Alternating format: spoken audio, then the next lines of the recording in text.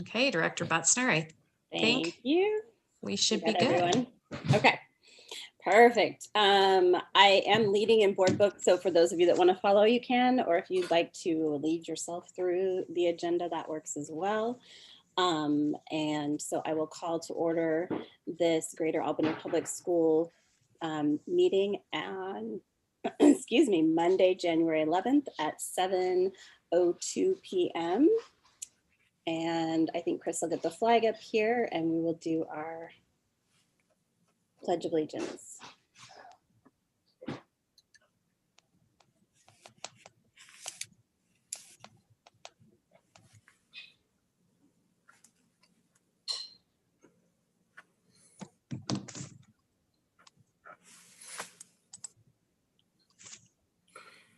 All right, everyone see that? Yes. All right, we will get started here.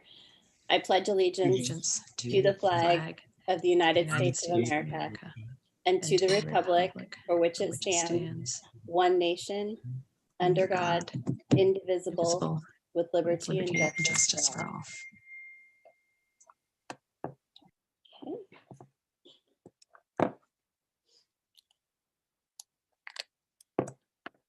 All right.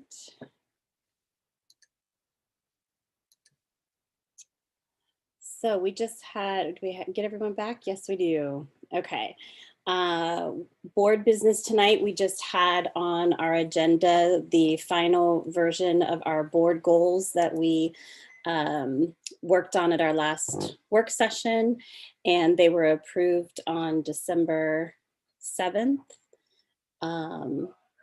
Were there any questions about those at all? So we just wanted to share those in this meeting, since we have not had a meeting since we approved those. Okay. All right. And I think that takes us into our superintendent comments. Oh, actually, I'm going to do one other board business item that didn't make it on the agenda really fast. We had received an anonymous letter. Several of the board members had received those. And we just wanted to put out a reminder that what our process is for submitting a formal complaint. So with an anonymous letter like this, we don't necessarily have much information, and it was just a letter about some district practices and things that were going on. So later on in our meeting, we will be talking about a policy that is actually the policy we have in place for how to submit any kind of formal concerns if you have them. So we did want to just acknowledge the receipt of that letter, and that at this time, we don't really have any action to take as a board. So that's where we're at with that going forward. Okay. All right. So I think now we will go into superintendent comments. Thank you, Chair Butzner and board members. I'm very happy to see you this evening and to be able to acknowledge you and the work that you do every day in your service as school board members. It is certainly my privilege to be able to work with you, and I certainly see your strengths come forward as we grapple with some pretty challenging conversations together, particularly as we strive to meet the needs of all of our students during this pandemic. I know that you have each spent a good amount of hours, lots of time, tears, I'm sure at times as well, and worry about how our students are doing, how we're taking care of our staff, how do we make the right decisions in the best interest of what our students need given these unprecedented times. And you do so with grace and humor and compassion and kindness, and I really am proud to work with each of you. So tonight we actually had a video to show you, but our communications director is out. Hopefully his wife is delivering their child is what I'm hoping is happening right now. So because of that, the video is not queued up, and we wish Director Tomsky and his wife all of the best as they enter into this next child phase, child number 2. So they have a 2-year-old daughter, and this will be a son, which is very exciting. But in addition to the video that we were going to show you tonight, and which we'll save for later this month, I wanted to let you know that we are actually providing you each with a book called Seats at the Table.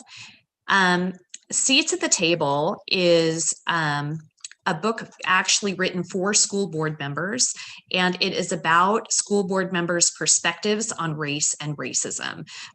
We felt that this would be a really great book for you all as you continue to engage in these conversations, to hear some of the viewpoints of others who also sit in your same seats. So the summary for the book reads: A Chronicle of School Board Members' Perspectives on Race and Racism in 2020.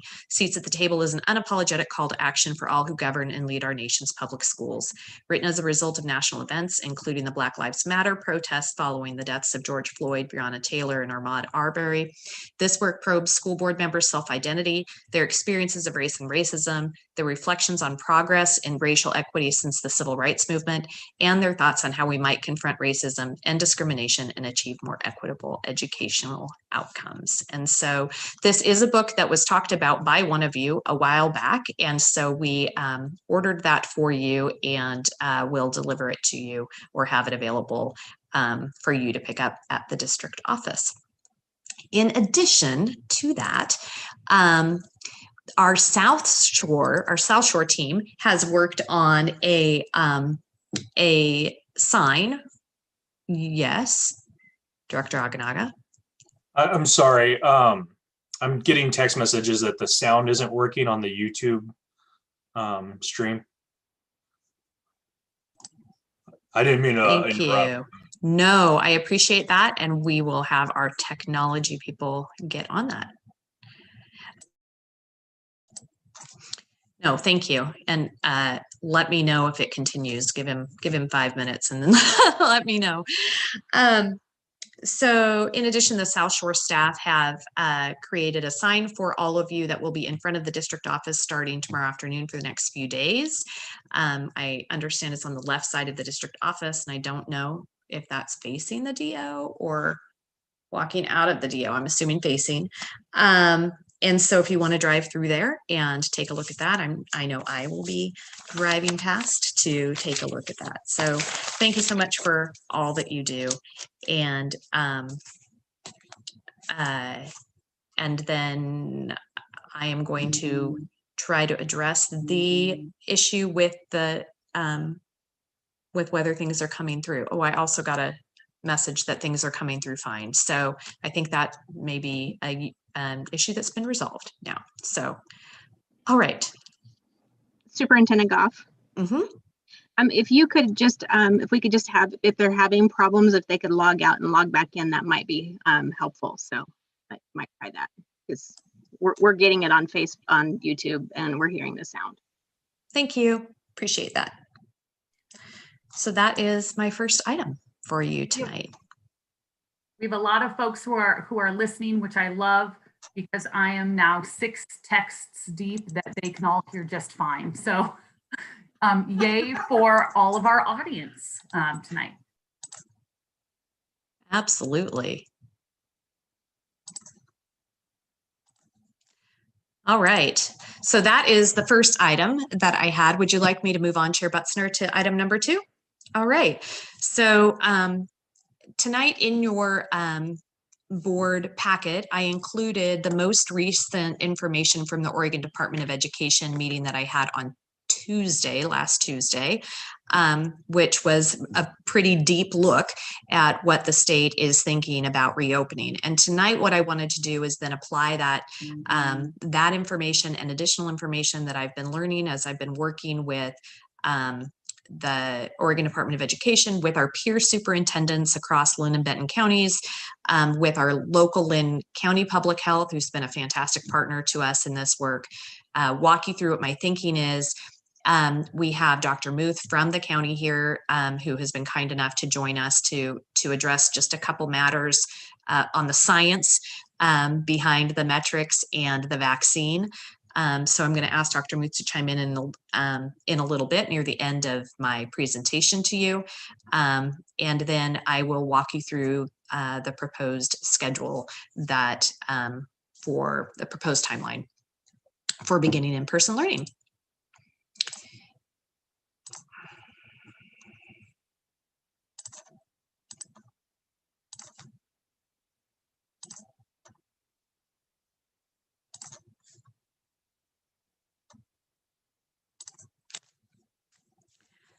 All right, so I just wanted to make sure that I had this opportunity to speak to you as your superintendent and gather your perspectives on our return to in-person hybrid learning plan. And I wanted to share with you my current considerations. So first is just to remind the public, we have a hierarchy of organizational authority that guides us in these decisions about whether or not we open school in person. So the governor puts forth orders, advisories, and directives to the Oregon Department of Education and the Oregon Health Authority. The governor actually in the state of Oregon operates as the state superintendent, which is different than in a lot of states. Public school districts, and Greater Albany is a public school district, in order to not only stay open, but to receive the dollars that we receive both from the state and the federal government, need to comply with those directions that are given to us by the Department of Education and by the Health Authority. This is particularly true, of course, right now during COVID. And then the next level is this work that school boards and superintendents engage in, where we preside over local governance and operations. So we talk about academic and athletic programs, our strategic plan. We've talked about budget. We just talked about that last time. Facilities. We'll talk some more about facilities tonight. So in our meetings together, we talk about how we are making our decisions, and we keep the board informed on the operations of the district so that they are able to make decisions. I want to go back in time to December 23rd, which seems like a long time ago, but it wasn't even a month ago yet.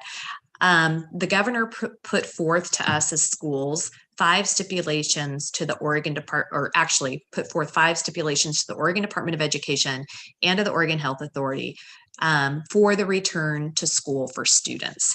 And these stipulations represented some changes in the governor's approach to schooling so far this year.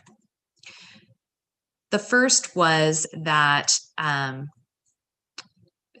Governor Brown wants local school boards, superintendents, educators, and other school employees to work toward the resumption of in-person instruction to the greatest extent possible, prioritizing elementary education and grounded in sound science, public health, and safety. In addition, OHA, the Oregon Health Authority, was directed by the governor to work with schools in rapid on-site COVID testing to minimize quarantine time, prioritizing elementary students and staff. And we have a really great, if you're not aware, we have a really great COVID testing system set up right now through Linn County Public Health out at the Linn County Fairgrounds. You make your appointment and go in at the time scheduled, and it's a very slick process. And we envision those types of pieces will actually help us when we move to the vaccine stage. The governor also directed that the case count metrics and the instructional models that we've been using as school districts are moved from mandatory models to advisory. That means that the data that we have been looking at to make decisions regarding getting back to school no longer has a mandatory bar that we must dip below in order for us to return. It is now an advisory bar. The decision for us to return to school, though, is now a local decision. and can be made district by district, and even the district could make considerations all the way down to the school level. Schools have to continue to adhere to all of the health and safety protocols that we've already have in place. So those health and safety protocols are not changing. All of the PPE expectations, the mask wearing, et cetera, those are not changing. And schools need to continue to work with local public health. She also directed that the Ready School Safe Learners Guidance, which is what we use in school districts to build the plans for having both distance learning and then the plans that we will be building for in-person learning, or that we've already built for in-person learning. She directed that those need to allow maximum access to in-person instruction in keeping with reasonable health and safety protocols. And then she also directed for updates based on scientific data to the thresholds for the in-person instruction, which is what we talked about a moment ago. All of these updates need to take place no later than January 19th. So that is next week. So that some of the challenges, just going back, so some of the challenges with some of these advisories were that districts, we in Greater Albany Public Schools have been ready to return to school based on the metrics that we knew to be the mandatory metrics. When those thresholds changed, it led to the need for us to have some additional conversations before we go back. And some of those are related to discoveries that we have made as superintendents across the state over the last several days. I guess over the last week now. So over the last week, I've had several meetings with the Department of Education, actually the last 3 weeks, with Oregon Health Authority. I've had the good fortune of meeting with both Todd Noble and Eva Anderson from Lincoln County Public Health. I've met with Todd 4 times since the Christmas time announcement. And then every Thursday meeting with regional superintendents, and I'm in other meetings with superintendents across the state as well. So there are a few things that are of particular things we need to focus on. One is that PACE, who is the insurer for the school district, has said that they will not support any district who is operating outside of the advisory metrics. So if I go back, some of you may remember that in the days prior to Governor Brown's announcement that the metrics could be moved from mandatory to advisory, in the days prior to that, the Oregon legislature voted to protect districts from liability related to COVID transmission in schools. That vote certainly had its influence on Governor Brown's decision regarding in-person instruction. Now, when they took that vote, the language within the wording of the text on which they voted actually states that it is dependent upon districts following the guidance of Ready Schools Safe Learners. The governor made her announcement, which essentially changed the guidance of Ready Schools Safe Learners, and kind of took the lid off the expectation for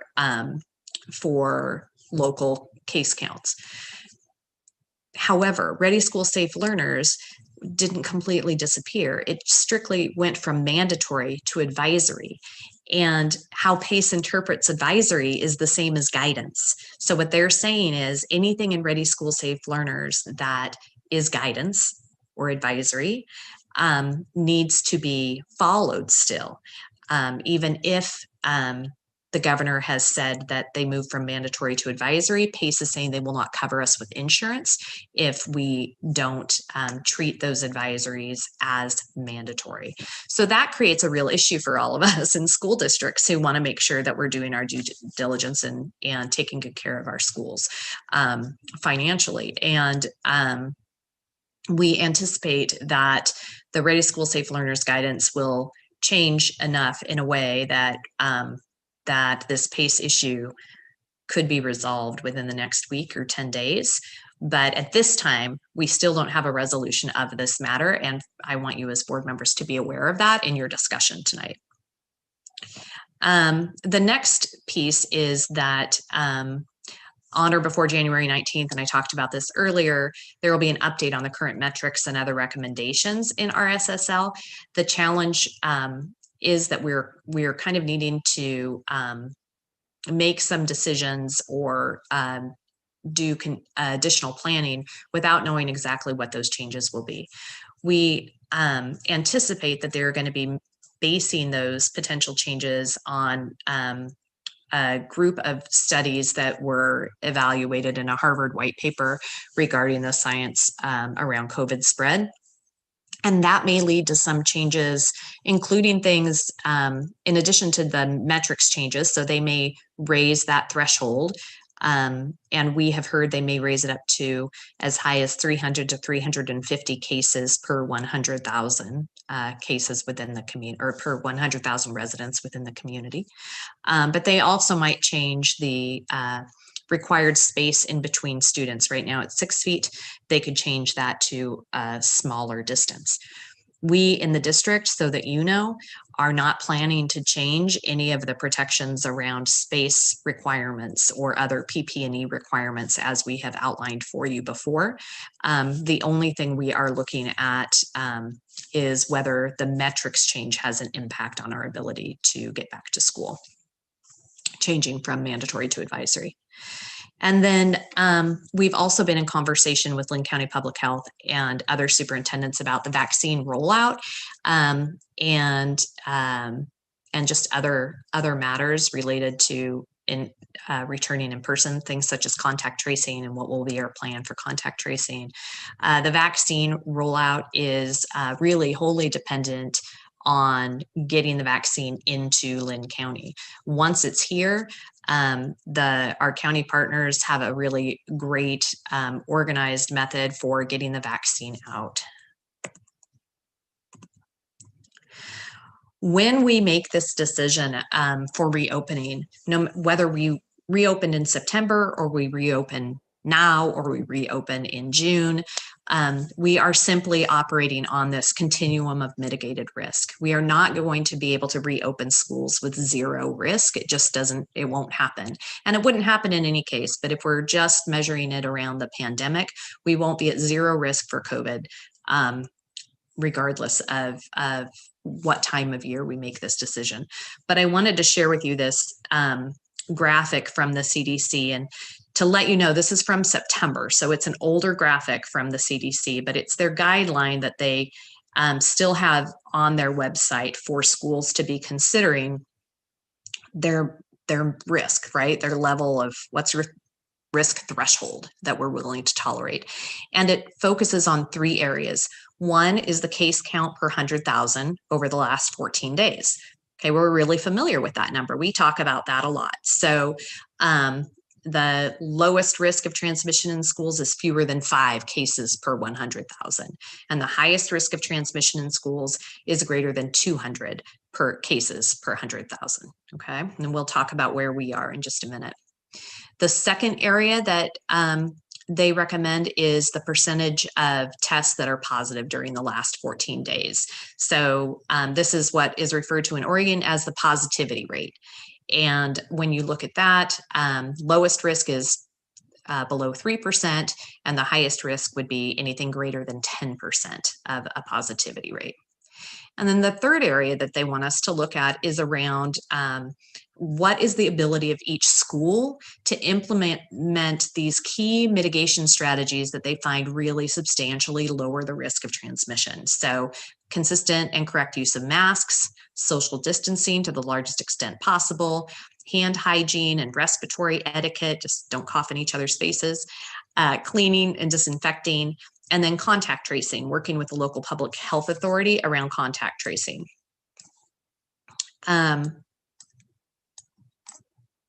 Sorry, I'm trying to, whoops, just a minute. it's important to know that, I don't know why that keeps doing that, sorry. It's important to know that in this continuum, the CDC actually recommends that we pay attention to 2 out of 3. So we pick one of the two, either the cases per 100,000 or the positivity rate. So those are the 2 kind of community factors that you would choose, one of those 2. And you combine that with the mitigation strategies, with the ability to implement the mitigation strategies as you make your decisions around opening. So I wanted to share with you, if we walked through that and used just that tool today, gee, many Christmas, what that would look like. So first, the number of cases per 100,000 residents. So both Lynn County and Benton County are both in that red zone for, and that's not a surprise to anybody on the call or anybody watching at home.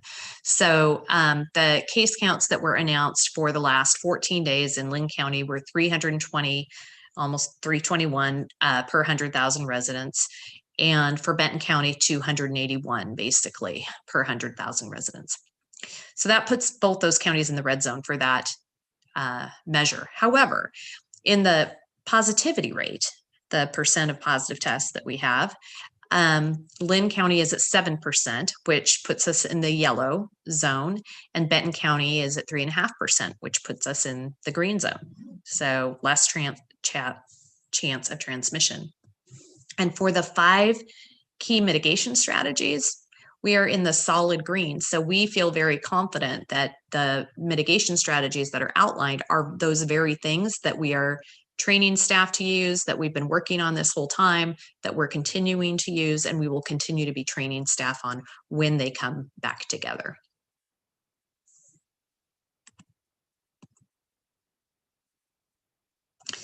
In the Harvard review of the studies that had been completed through November, what they said was, and this was from a large number of studies where they analyzed the data and drew conclusions based on that data. In the limited available data from schools that are meeting in person, so right, because a lot of people are still in distance learning, transmission between children has also been reported to be low. In fact, reopening schools with COVID-19 risk reduction measures in place, which is what we just talked about, in many countries did not lead to increased case counts in those countries. And that's a very important data point and part of the science that I think Dr. Muth can speak to you about. We are also engaging in partnership with staff and have an MOU that we wrote in conjunction with both of our unions. Our teachers union voted on that MOU today, and we had an 87%, is that correct, Lisa? 83.7. I knew there was a 7. 83.7%. So 83% of our teaching staff voted in favor of passing the MOU. So that was passed. And here are the things that we're in agreement on. And our classified staff have not yet agreed to the MOU. I don't think that they've had a vote on that. So the first is the expectation that we as a district comply with state and OSHA guidance regarding health and safety. And our commitment, as I just shared with you, is to actually comply with probably stricter guidelines than what the state will be at after January 19th, because we're going to go back to that original guidance and be paying attention to those. To make our decisions based on metrics that are prescribed by the governor, the Oregon Health Authority, and Oregon Department of Education, which clearly we are doing. And part of the challenge that we're having is that the metrics have changed on us and continue to evolve. That when we come back to in-person, our teachers need 2 days of planning, preparation, and professional development and training on health and safety protocols prior to students beginning in person. So there's a transition time period for our teachers.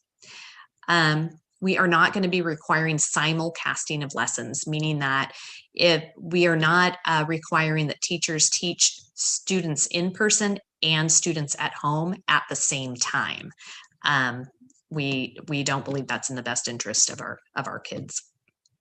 We also expect that classes continue to be recorded and placed on Seesaw and Canvas for student review. So particularly in those distance learning courses where teachers are delivering those online.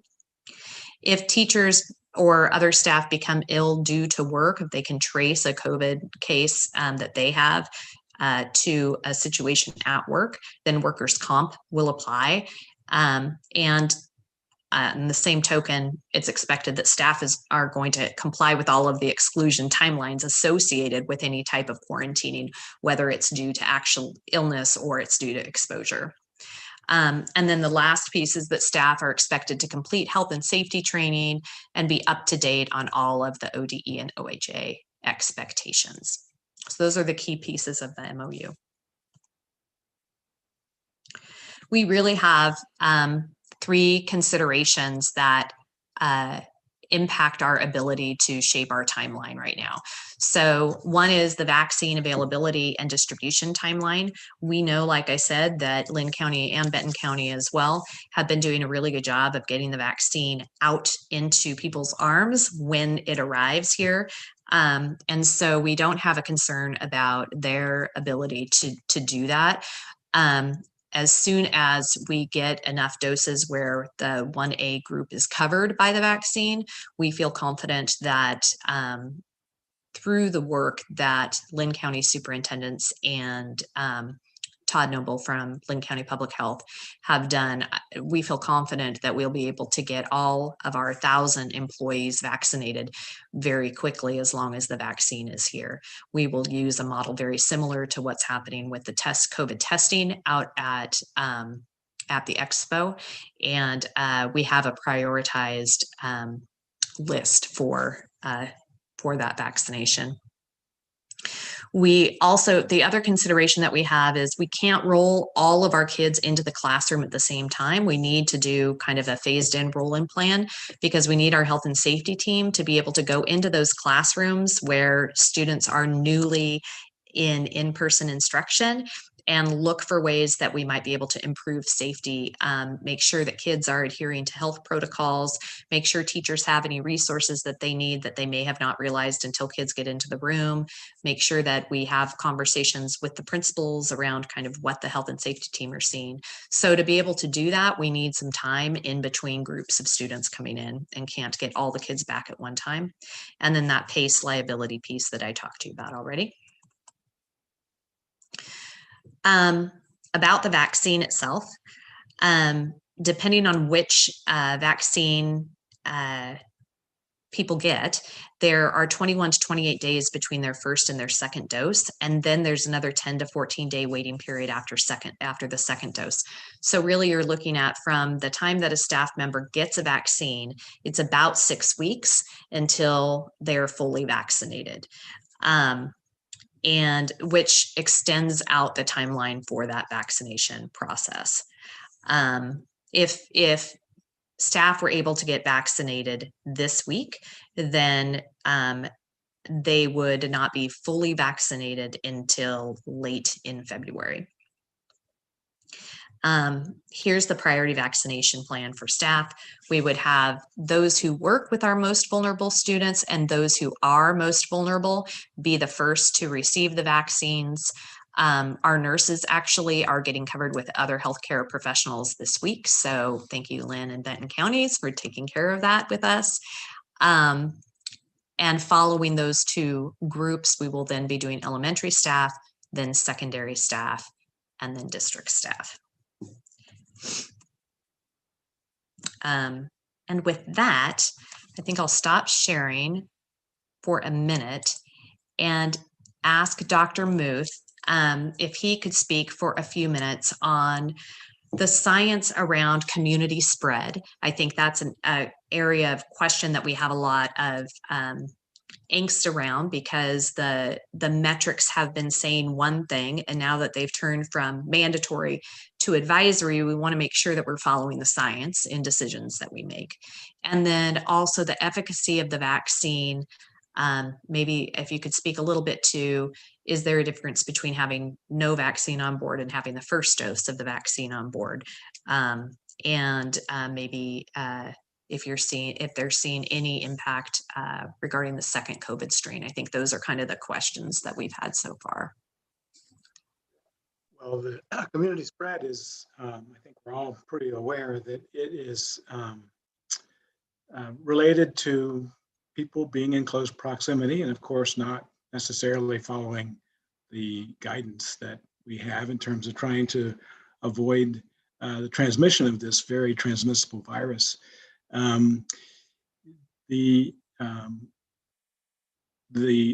Our county, and like many other counties, is in the extreme risk category according to how the governor describes the risk of transmission. And that's what is reflected by that 300 or so cases per 100,000 that you've described. A lot of these transmission may be occurring in family gatherings, but also in social events where people are not, again, following the guidance that we have. In our county, as opposed to Benton County, for example, some of this transmission occurs, due to occupational exposure. We have more of a blue collar county than does Benton County, where it's a more white collar. So there's a lot more unavoidable contact between people in Lynn County. The vaccine is very effective. There are two vaccines. There's the Pfizer vaccine and the Moderna vaccine. Both are under emergency use authorization. And they're said to be 94 or 95% effective in preventing the disease, which is extraordinary. These are very new vaccines, and they appear to be safe. There have been some very severe reactions, but they're quite rare. Most people tolerate the vaccines very well. It's 2 shots, as you've already mentioned, and the second shot may have more side effects than the first, as the immune system has already been primed to be exposed. But generally, the side effects are relatively minor. A sore arm, maybe some flu-like symptoms, maybe low-grade fevers lasting for 2 or 3 days. It is, I think they're approved, one of them for over age 16 and one over age 18. So kids aren't going to be getting these vaccines for the most part, but certainly the education staff will. And they are, as you've pointed out, one of the priority groups. After 1A, they're in the top of the 1B group of persons that should be receiving the vaccine. What other questions did you have for me? One of the questions that we've gotten from staff was what level of efficacy the vaccine has after just the first dose.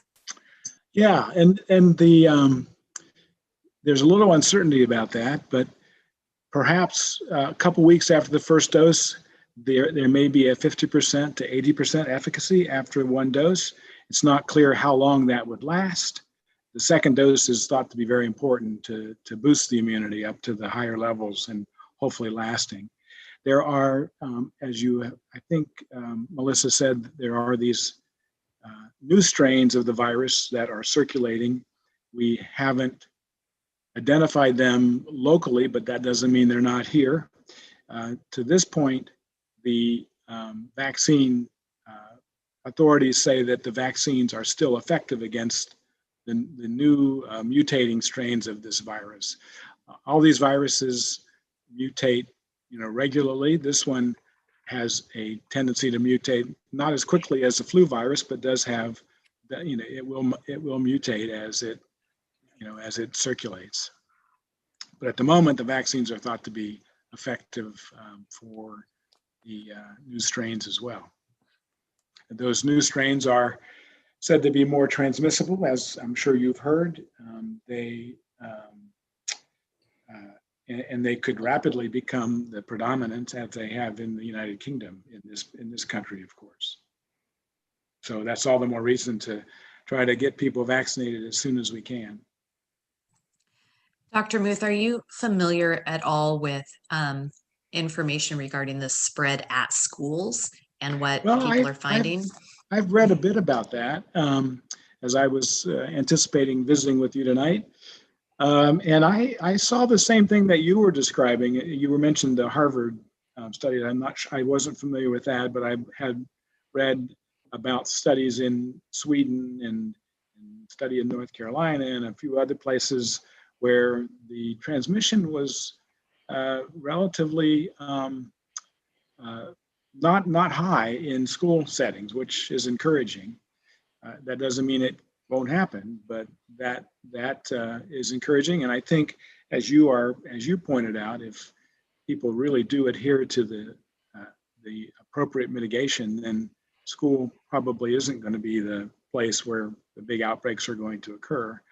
And I think that's been true on college campuses as well, where it hasn't occurred in the chemistry laboratory, it's occurred in the fraternity and the sorority. And so it's more likely to occur in the home environment and in social situations than probably at schools, since you're going to adhere to these very stringent measures. I did hear you say something about maybe 6 feet would no longer be necessary, which seems odd to me. I would think you'd want to maintain at least 6 feet, if not more, of social distancing. I was curious about that, Melissa. I appreciate that. Yeah, we'll see if they change it.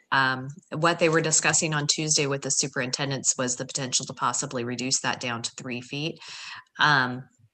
And yeah, it struck, well, Dr. Muth, I feel really smart right now because it struck me as odd too. And I thought we should just keep that 6 feet. So good.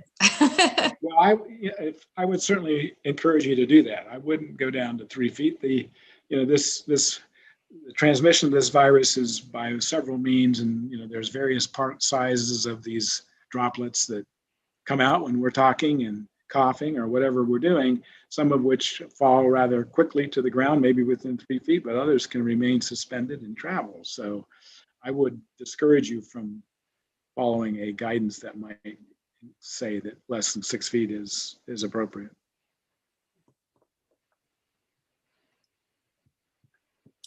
So the vaccines are really great, but the problem, of course, is getting them into the persons that need them. And as you pointed out, it will take a while for their maximum effectiveness to be present, on the order of 6 weeks after you've given the first one. So it does take a while.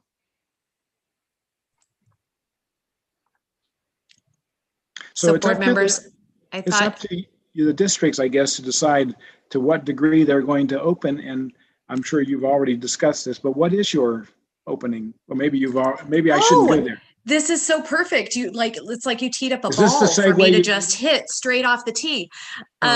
Yeah. So I'm about to talk about that, but I wanted to make sure. So, and you are welcome to stay while I share that, because you may have a perspective I'd like to know about it. Yeah. So awesome. If you don't mind. No, I think that's great. So we'll open this up though now for board members to ask you questions related to what you just talked about. Okay. And just a reminder, for board members, go ahead and raise hands in board book. It's the easiest way for me just to know, and I can call on folks in order. So Director Roach, I think, had a question. Thank you, Dr. Muth, for coming today.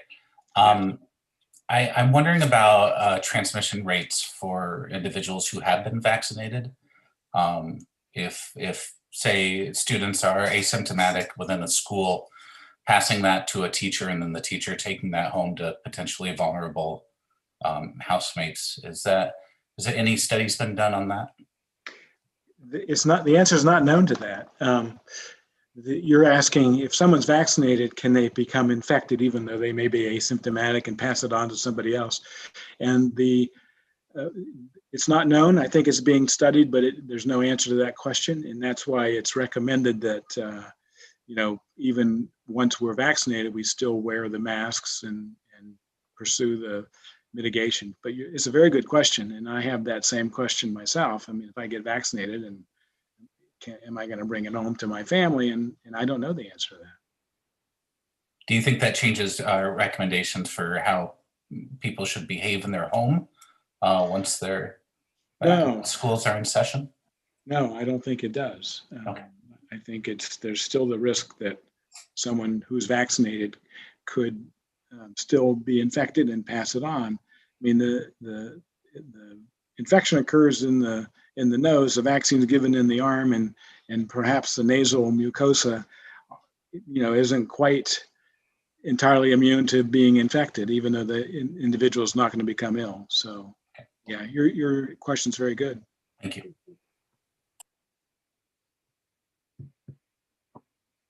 Other board member questions at all? So the other thing I would point out, and I know you probably do this as well, but certainly quarantine and isolation are very important facets of this illness as well, to try to keep it from spreading. Director Aganaga had a question, I believe. That was actually my question, was about quarantine and isolation. When we, I haven't seen a copy of the MOU with the union yet. When we created timelines for exposure or testing positive, did we pull those timelines from Lynn County Health? I'm not sure I understand the questions. I think the guidance that we used in the MOU wasn't necessarily from Lynn County Health, but it was from OHA. So usually for quarantine, it's between 10 and 14 days. And then recent guidance actually has 7 days past a negative test. So, but we're erring on the 14 days, so that you know. So our approach, again, is going to be conservative. I think it's one of the things to emphasize for all of you, certainly to emphasize for our staff and families, that where we have options related to these mitigation efforts, we are going to stick with the option that is more conservative. So like a positive test, would that be 10 days from showing symptoms? Meaning how long? These are confusing terms. That's how long does a person who's positive need to isolate?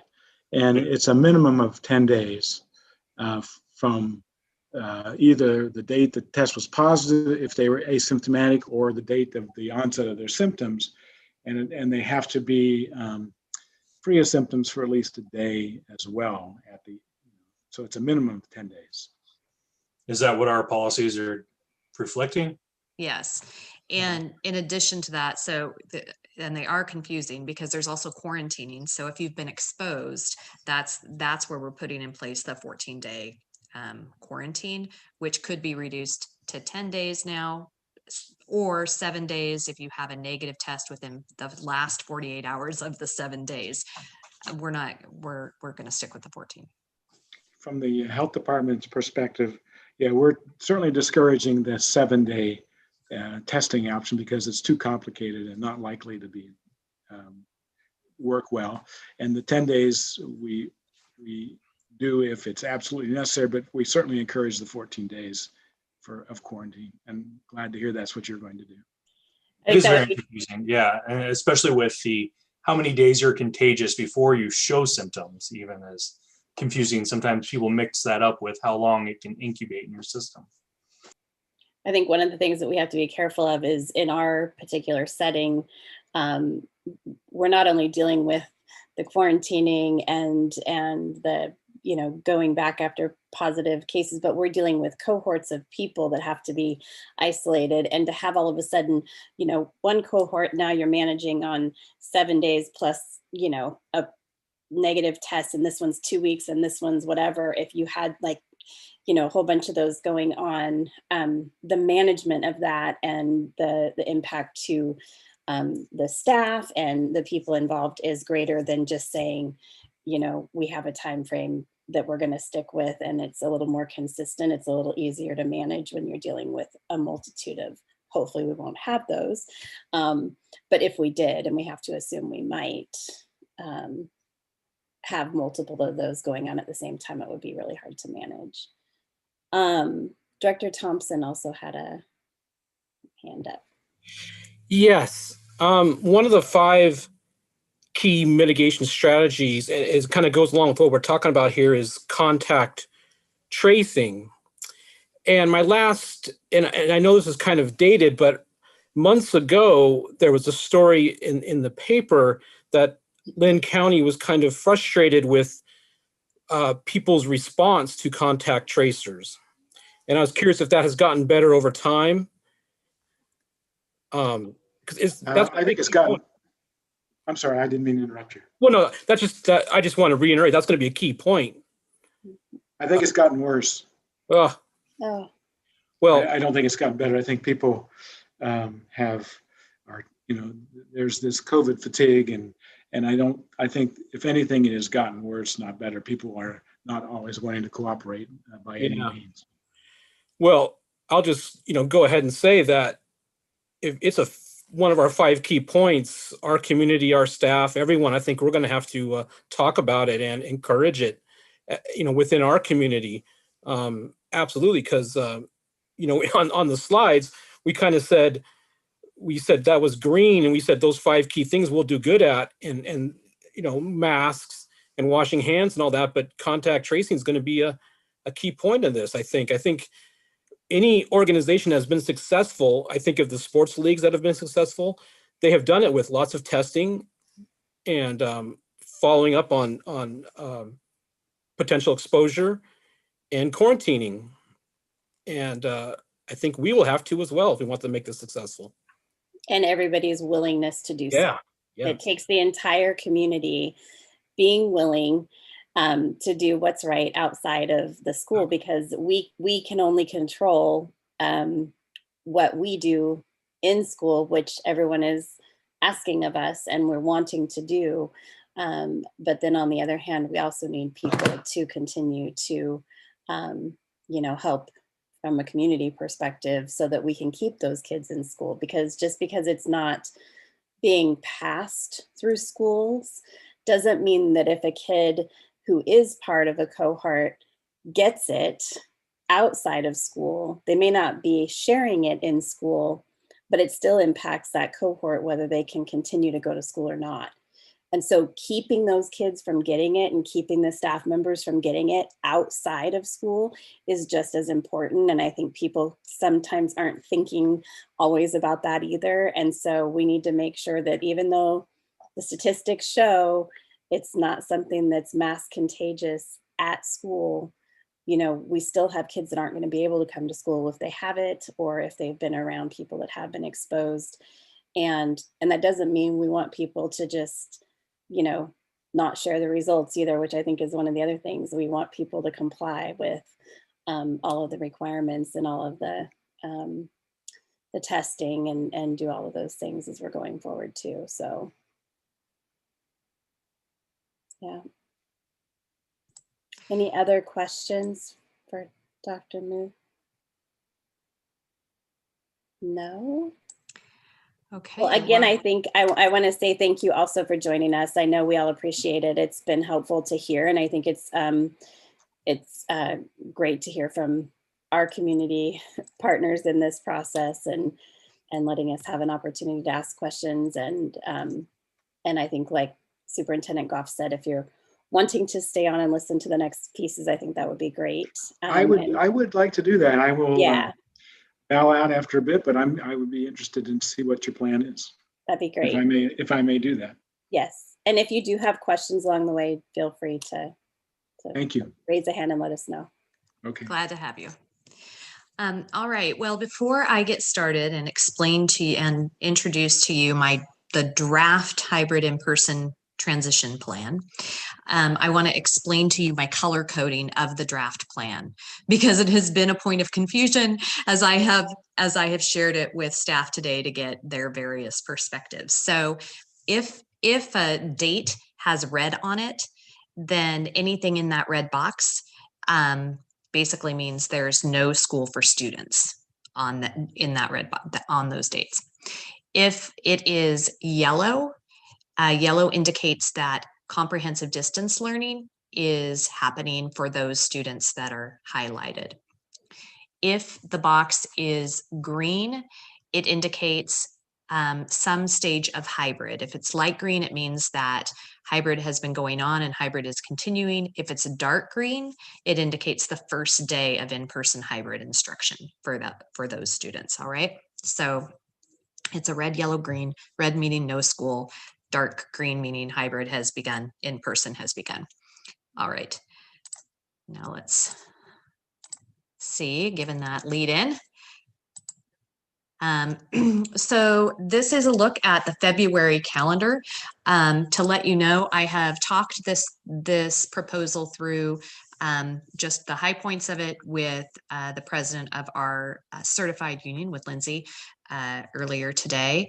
I also have shared this with our key district level staff, and I have walked through it with all of the building administrators through levels meetings and received their feedback and adjusted based on that. And they've been very helpful in last minute meetings to go through this.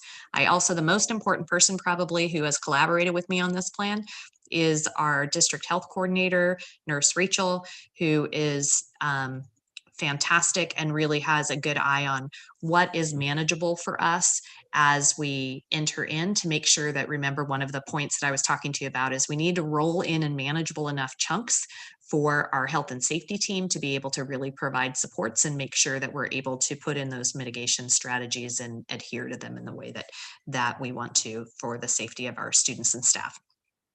So the beginning of February is that semester transition date if you have students in school. So Monday there is no school for students. It's a grading day for students or for staff of students. And then on Tuesday, there's no school because it's the end of the semester work day for staff. There's no school on Wednesday that week either, except for the asynchronous or very limited synchronous learning that typically happens on Wednesday.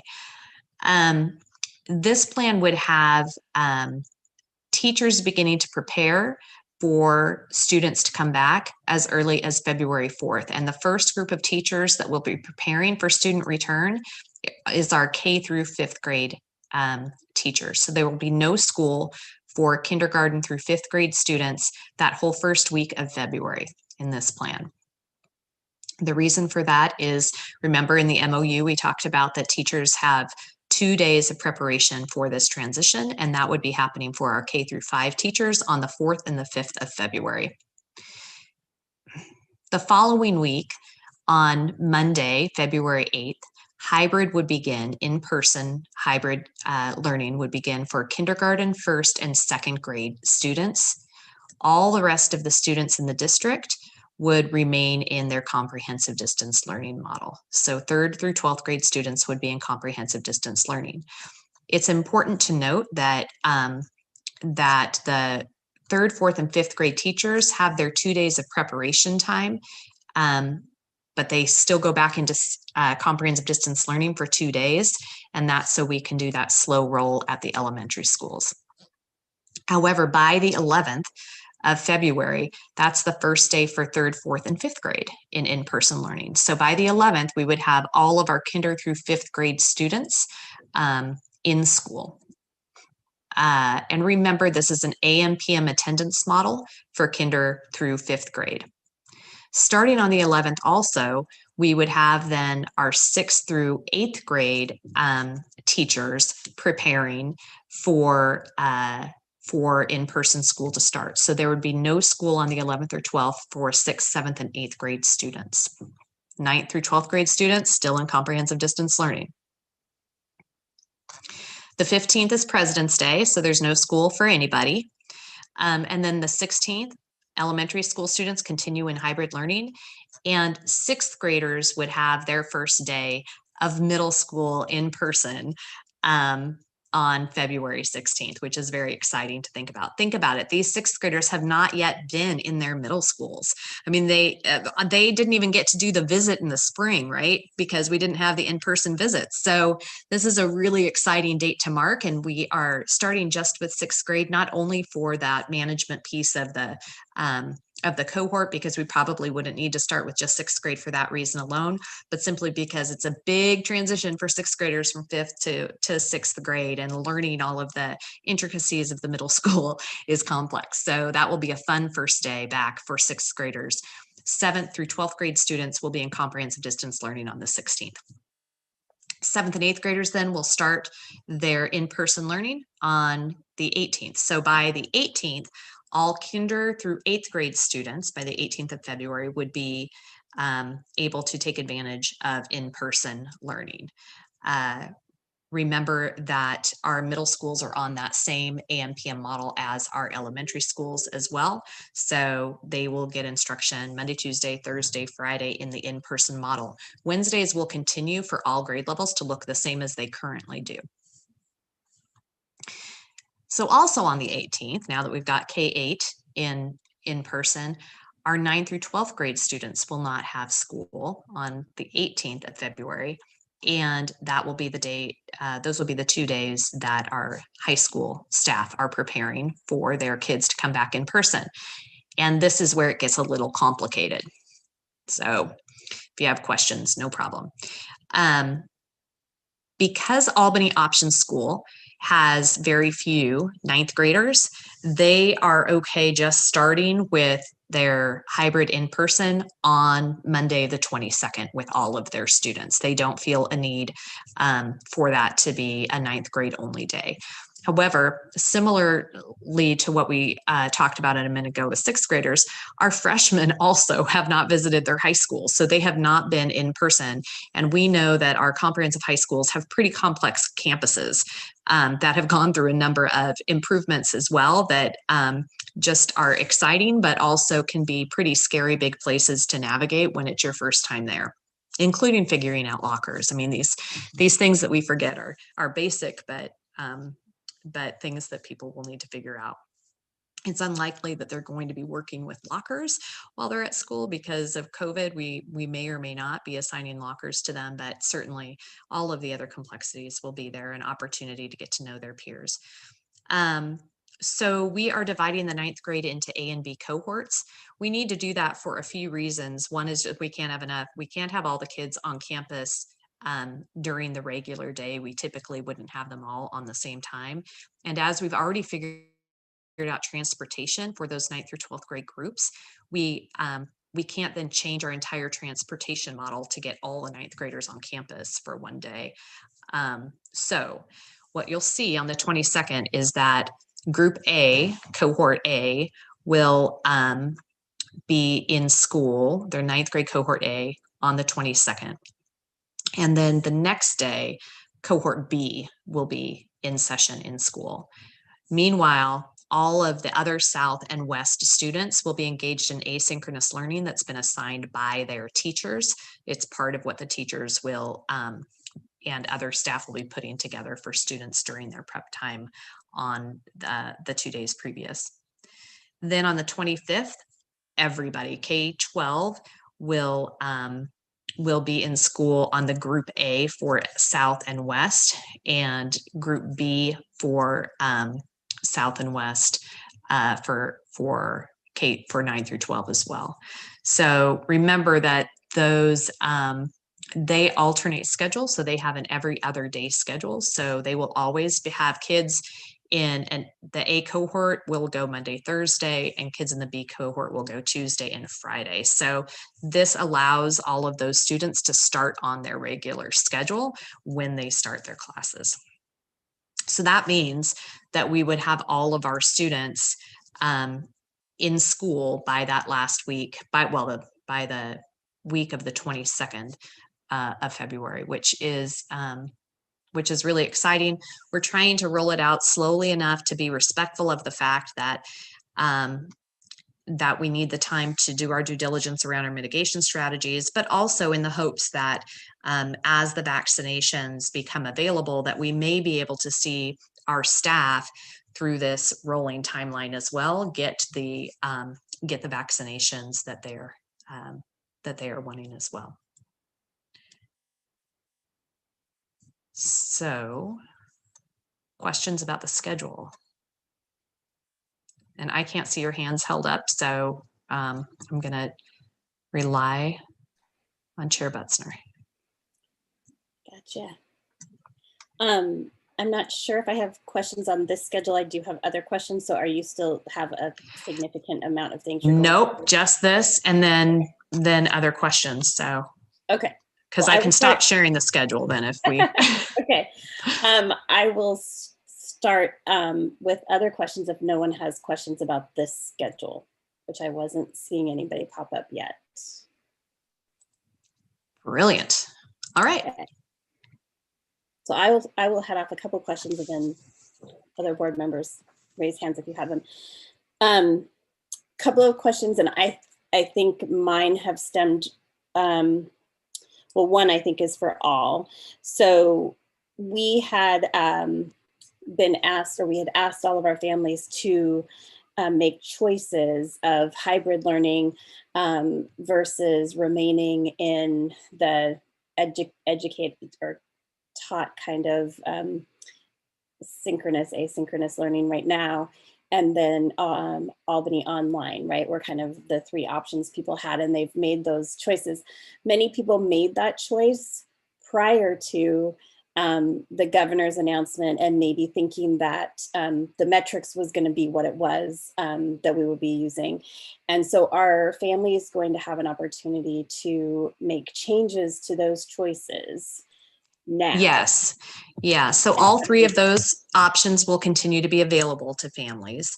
So you're talking about Albany Online, distance learning, or the in-person hybrid. So they'll continue to have all three of those choices. We're actually working on a process right now to figure out how to help families change if they so choose. Part of that process, however, is making sure that families are well informed about what school will look like and what is not changing about school. So we have requested some support from both of the comprehensive high schools in creating some videos on a typical day for a high schooler, a typical day for a middle schooler, a typical day for an elementary schooler, so that parents and students can get a look into, well, what does an elementary school classroom look like? What will it still look like given whatever changes come down from the state? Remember that the state may lower some of the safety mitigation procedures that we are not intending to change. So it's really important that our community sees, well, what will it actually look like in gaps? And we're working on that now. Okay, and that lended to my second question, I think a little bit, was, could you give us an idea, just to clarify again, because it's been a while since we've talked about it, what, for example, a high school situation in particular, where we've had distance learning going on and they have multiple classes, multiple teachers, and now all of a sudden they're doing a hybrid option, and a significant chunk of kids are going to be going back to school. But then what does it look like for the distance learners that don't go back? So are they going to have new teachers assigned? Are they going to have a different class? How does that look when you are now taking everybody from distance learning to a separation of, and I think then there's also that question of, if you've got half the students going back one part, half going back the other, are they then participating in that class remotely on their days off when it's being taught, or are they just working on their own while the teacher's teaching in the classroom, versus having the distance learning happening when they're not in the classroom? Right. So, well, let me just approach that by saying the good news about this change is the semester period of when it changes. So the kids' schedules are going to change at semester. All of their schedules are going to change at semester into the classes that they'll be in when hybrid begins. So they're not going to be pulled on February 22nd into classes that are different than what they start in on February 4th. They're going to be in those classes already on the 4th. So in that respect, kids aren't going to see their teachers change, because they're all changing their entire schedules right now at semester anyway. Because remember, any semesterized course that they've taken is actually the equivalent to a full year's course right now. So so our two students here are going to get a whole new meal deal, which will be helpful. We are not having teachers teach students in class and remotely at the same time, nor are we having any students. The plan has not been for students to need to then watch a videotaped version of the class because the class doesn't align with their schedule.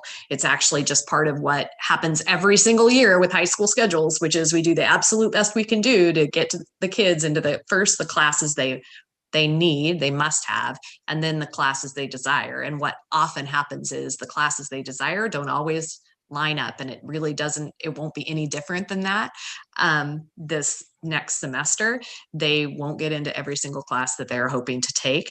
But the focus of the counselors and the scheduling team is to make sure that they're in the classes that they need. So real quick on that one. So if you have a class, let's say what would normally right now in distance learning being a single math class with 30 kids, and you split them into 2 groups, you have that same math teacher teaching 2 different classes with 2 different groups of 15. So it's actually like 2 different classes, not a singular class, correct?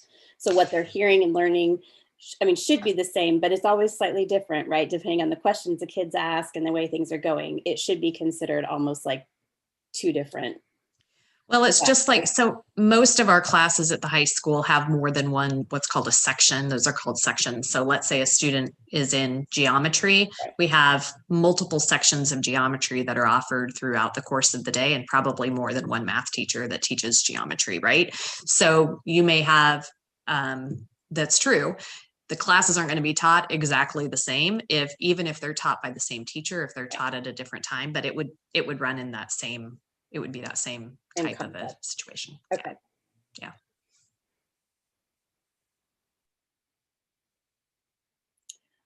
The only other question I had really quick was just a brief overview, reminder of what the exposure protocols are looking like and how that will impact the cohorts and the teachers and the schedules. So if, for example, we go back, there's an exposure or a positive case, what that process looks like and how we will manage that. And I think we talked before about the teachers having only so many responsibility for cohorts, but how big is a cohort and what does that look like? Yeah, so the cohorts are of a finite size, and I'm going to forget the number. Lisa could probably remember it. 100. Okay, thank you. So each cohort has 100 students in it. And what would happen in the case of an exposure or a situation where someone needed to be quarantined, the difficulty is that oftentimes if it is the teacher, then everybody who that teacher teaches needs to go into quarantine, which can impact, a lot of students at one time, their entire cohort that they work with personally. Similarly, if a student tests positive, then all of their peers who are in-person learning with them need to go into quarantine. So the student will have 4 classes typically.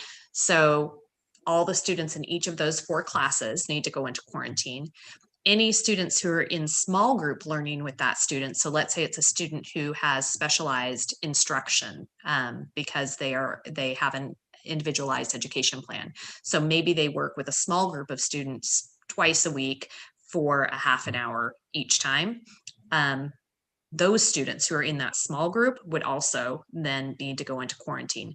In addition to all those peers that they come in to interact, that they interact with for more than 15 minutes at a time, they also, their teachers from each of their 4 classes would also go into quarantine. And then the teacher of the small group would go into quarantine.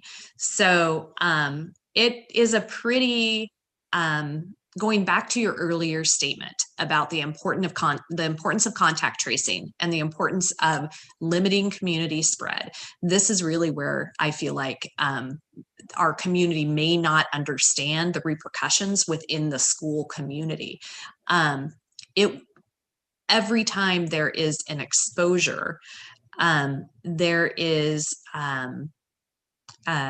so every time there's a positive case and that leads to exposure of other individuals because that person who tests positive has been in contact with others, it will lead to a disruption in learning for a whole big group of students.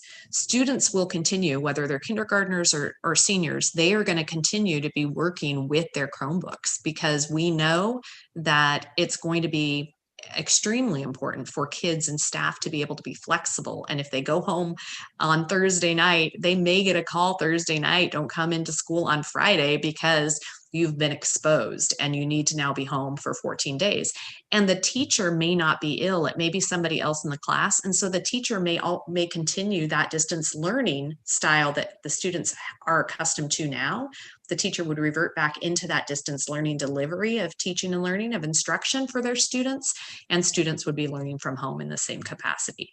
But this certainly is not going to be a rubber bullet. We are not going to see us go from distance learning to back to school normal as what we have experienced in the past.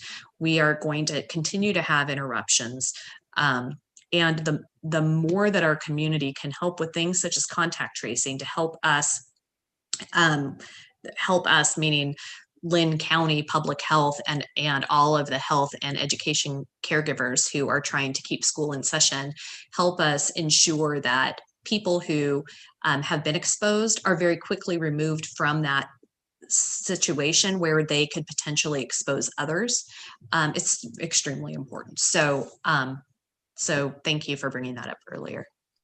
And just backing up to what you just said about, you said the cohorts might quarantine, and then the teacher who taught whatever class might also have to quarantine. And what if that teacher has other classes that they're teaching? Will those, then if that teacher is having to quarantine, they will be taught by a substitute. They'll be taught by a substitute. So they'll have a substitute teacher in person while that teacher is quarantined, but that teacher might in fact be able to continue distance learning with the kids that are also in quarantine. Exactly. Correct? Okay. Exactly. Yeah. Okay. And frankly, that teacher may be able to, from home, be able to facilitate with a sub in the class by projecting themselves so in a distance learning model where the kids are still coming to school, but the teacher is distance teaching rather than distance learning. So yeah, there will be some pretty creative ways that we will be approaching things. Okay. Thank you. Director Roach. Thank you. I have several questions and some thoughts on the whole situation. So this could take a little bit. I apologize. And I also apologize if there are things that you all talked about throughout this process last spring or that it may be a little overkill. First on, in terms of PPE, particularly masks, I used to have kindergartners wiping their nose on me all the time. They're going to be wiping their noses on the mask. Are teachers getting a set number of masks per day? Are they going to have to provide their own? How will that work?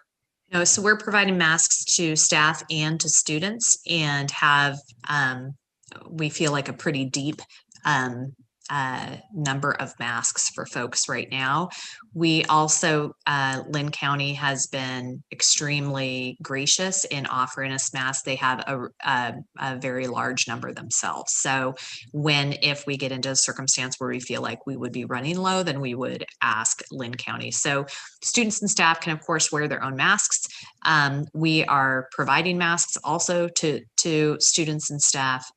We also, as far as additional PPE, we afford staff to the option of having additional personal protective gear if they need, or if it's needed for their role, or if they just desire it for safety reasons. So that could and does include, for some of our staff who are already teaching, includes face shields, protective gowns, protective gloves,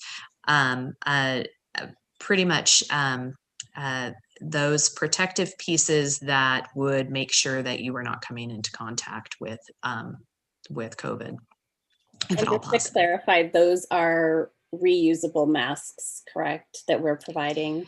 So washable, or are they going to be? So those are, Lisa, I believe we bought 2 reusable masks for each of the staff.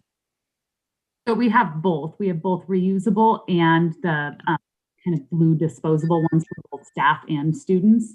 We have really cute little reusable ones for students too, for the elementary kids. Sorry, guys. It will be both. We know that we'll need masks on hand just in case folks forget them or something happens or you go through them. And we'll be using reusable washable masks as much as possible, but it'll be a combination. Some of these questions might be for facilities, but I went through the Harvard report that you shared, and several things when we're looking at best case scenario, right? So looking at air movement within schools, they recommend ideally 6 air changes per hour. Can you tell me about where our schools are at? And I worked for 5 years in a really stinky classroom at Sunrise. That's a concern about air moving in there. Can you tell me kind of where particularly our older buildings we're at? Yeah, so absolutely. And thanks for that question. So our air cycles through about 4 to 6 times per hour in almost all of our schools. With the exception of 3 schools, Central, the older part of Liberty, and the older part of Nays of North Albany Elementary School. And in those spaces, we have what are called air scrubbers. And what those do is they filter the air in the room instead of changing the air out like typical systems do. So typically systems take air from the outside and change it for the air in the inside. What these scrubbers do is clean the air that exists, kind of like the recycle in I think about the air conditioning, when you have air conditioning on in your car, but you've got the little recycle button pushed. In some cases, we are allowed to open windows to meet the requirements for air changes. So the equipment that's installed in those older parts of the building just doesn't change the air out. Okay. And do we know in terms of the COVID particles if air scrubber scrubs those particles? Well, that is a fantastic follow-up question, and I don't know that. I know that Doug Pigman, our facilities supervisor, has done a lot of research in aligning the work that we're doing within the schools to making sure that we're COVID protected, but I will follow up with that question. Thank you. Thank you. In terms of filtration rates, they recommend a greater than 15 MERV rating. I love that. Right. Do you know where we're at for our buildings? I know we are above the required MERV rating in our schools. That is something that I've checked with Doug with already. And I don't know the number, but I can find that out too. Great. I would let you know too that part of the air filtration and just the change rate has to do with how the damper settings are set in our schools in terms of allowing outside air to come in. So generally, when we're wanting to climate control a space, we'll actually turn off the outside air because then we can control the temperature and all of those things. In this situation, we've actually done the opposite, right? Where whenever possible, had outside air come to circulate in because that's really helpful. And then all of the filtration systems meet or exceed the recommendations so all of them have been changed out where I think it's a MERV 13. It is MERV 13. Okay. Thank you. In terms of, it talks a lot about plexiglass availability. Are teachers going to be able to have the allotments that they need to set up their classrooms? It does talk about, and actually that's an interesting point that's brought up in that study review, and that is that there is a challenge with plexiglass being set up as well, in that it can impede the air from actually circulating as designed within the classroom. So we have, except for situations where the potential for spread is greater. So for example, in speech and language classrooms, we have opted not to be purchasing those plexiglass pieces. Where they're used in classrooms, they're certainly used in offices, but where they're used in classrooms is when you have to have the student take off their mask in order to actually see the articulation that they're doing, and then we have that plexiglass set up. And I just got a text from Doug Pigman. The MERV rating is 17 on the air scrubbers. Oh, great. Okay. Tell him thank you for me. He heard you, I'm sure. Okay. Thank you. How about toilet seat lids?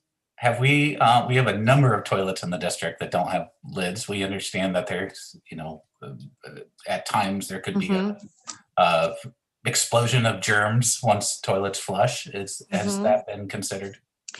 We have not had any conversation around toilet seat lids. I don't know if that has been something that has been considered or approached. Okay. I think we've had a discussion in past, it's been a while now, about providing toilet seat covers, even the the disposable toilet seat covers. Most of the schools don't have them at all. Yeah. And so we know kids don't line their own toilet seats. It just doesn't happen. And I know there's a cost associated with that, but that might be something else. That's been a sanitary concern and question for quite some time versus a cost-effective thing. I don't know if that impacts anything with COVID, but it might be another thing to look at from that perspective. Yeah. Thank you. We know that with all the whole talking about those different scenarios with potential quarantines, that subs are going to be a significant issue. I assume that teachers won't have to take sick leave for those days that they have to quarantine.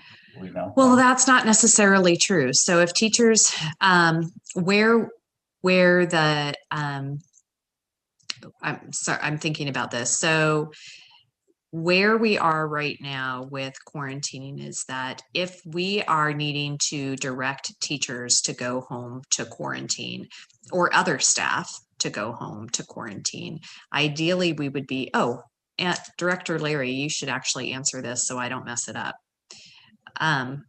Yeah.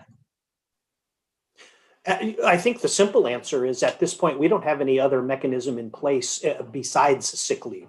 The federal requirements have expired, but we are engaged in conversations with both associations about that. And I think the particular concern is, in fact, exposure as opposed to illness.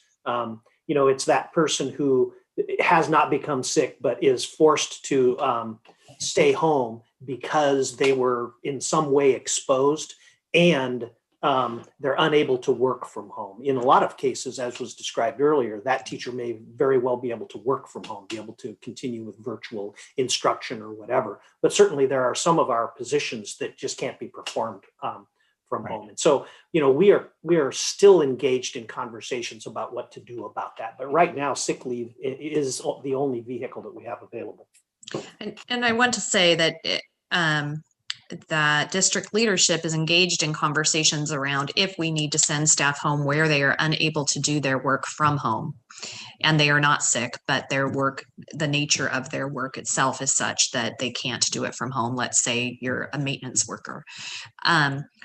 Are we able to find other meaningful work that those individuals can do while they are home on quarantine, and what could that look like? So we are working on that at the district level. We feel it's really important to support our staff in all of the ways that we are able.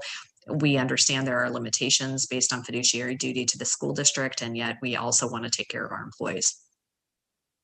Thank you. I just had some thoughts on the whole situation that I wanted to share for a moment, and then let others get to their questions. I wanted to say first, being new, I haven't had the chance to really empathize with the community for how much this sucks. This has been a really tough situation, and I know, while I feel very strongly that our schools aren't meant to be daycare, I know that our local economy hinges on schools being open. And so I recognize that. I want to note how hard the district has worked on plans. I think this is something that needs to be, I know you said it earlier, Superintendent Goff, but it needs to be said again, that the district has worked so hard to be ready to open.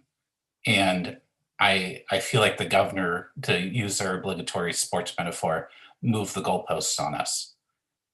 And that changed everything. And so thinking about being ready to open when metrics were low was relatively simple.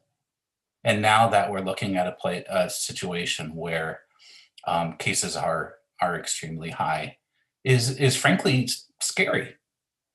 And I think that I want to say one more thing to really emphasize, and you've heard this a lot, is that teachers want to be with the kids. Teachers want to be in person. And I was looking back through some Facebook posts back in March when teachers had to leave the classroom, and someone talked about teaching being heart work, not hard work, but heart work, and that not being with the students really breaks their heart. And it is going to be tough being in a classroom with masks on and socially distanced, and it's going to be complicated and it's going to be tough. And we are in a community that a significant number of people think this is a hoax. They think that COVID doesn't exist, or they don't believe in the importance of masks or contact tracing. And in order to make this work, we all have to believe. We all have to buy into this idea. And I'm scared about that. Frankly, I'm really nervous that this COVID fatigue, matched with, political philosophies and whatever else, is going to lead to people potentially dying. And I always said as a teacher that my students, my number one job was to keep them safe.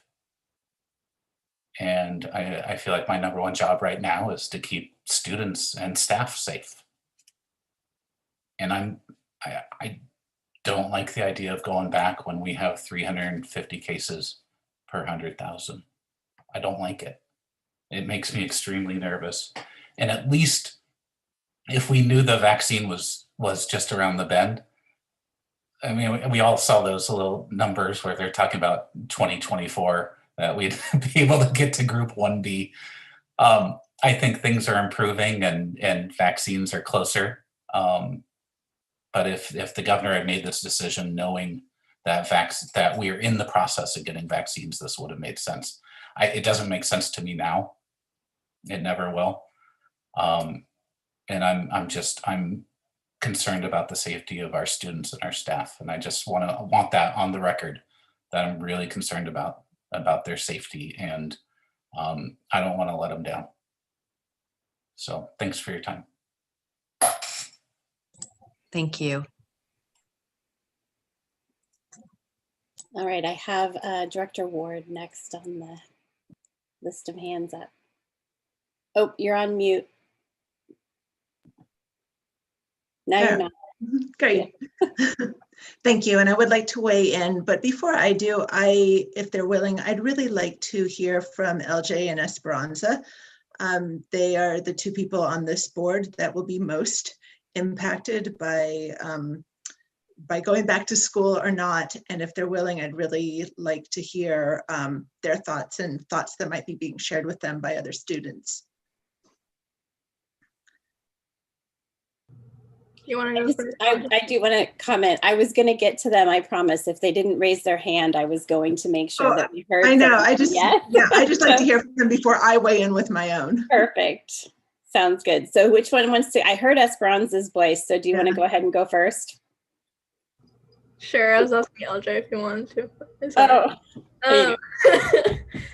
I personally will not be attending school until I get the vaccine because I live with my elderly grandmother. She is super immunocompromised, and it would break my heart if I came home and I was the reason she was sick. It's already very complicated with me working right now and having 5 COVID cases within the work that I go to. And they're not allowed to tell us who had it or what department they were in. So it's still very nerve-wracking knowing that there are people there that they can't tell me who, and I don't know. And I don't know if I've been around them, and it's just like the anxiety ridden with that. And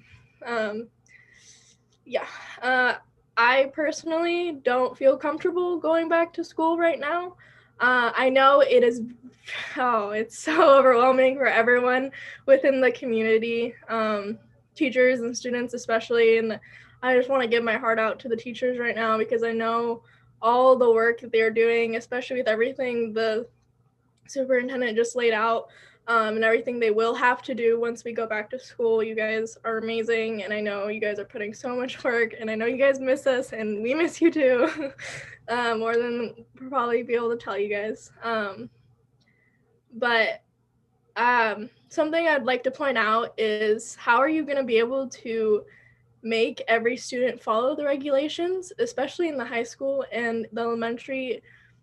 These are little kids who don't really understand everything going on. Like, I know they have this general idea, they can wear masks and stuff like that, but they may not understand why everything's going on. And I just don't know how you're going to be able to make them sit down, have a mask on, and follow all the regulations without there being some sort of like cross exposure within the students. And I see people hanging out every day and not wearing masks, especially within the high school. I don't leave my house except to go to work, and I see it all over social media. And it's one of those things that, like, having a small group is important, but how are you going to, like, I just don't find it very smart to go to school right now, especially with all these people who don't necessarily want to follow the regulations because they may not have the same ideals as other people, and find it, like Mr. Roach said, not everyone believes in everything going on right now. And it's not where I feel like we need to be at this moment, instead of focusing on other things that will help the students, especially like, I read a lot of the parent, like the notes and stuff. A lot of it has to do with mental health and just going back to work with their kids at home. I feel like that would be a lot better of our time focusing on that instead of just going back to school. I know you guys don't really have a, like, hey, like, I know you guys can't be like, okay, we can switch this right now, but that's just my opinion. Thank you. Esperanza, have you heard from other students as well, as far as like, have others been sharing with you concerns or thoughts one direction or the other, or is it pretty split? A lot of it is split. I have some students that, like, why are we going back to school? It's going to cause a huge outbreak. Like, people are going to get sick so quickly. Like, how are you going to be able to contain this? And then I have other people who are like, okay, it's back to school. Like, when is it? As soon as we can get in. And it's just that split. A lot of people in my grade are just worried about not having their senior year. Like, they're like, oh, I don't care as long as I can go back by my senior year. I think a lot of us did give up on being able to go back this year and just kind of focused on going back next year. But with everything going on, maybe it'll happen. Thank you. LJ. Yeah, I would have to agree with Esperanza in the sense of a lot of my friends and the people that I've heard of are just like scared they're going to miss they already have missed a lot, but like they won't be able to go back at all for their senior year or stuff like that. So that's what I've heard from other people.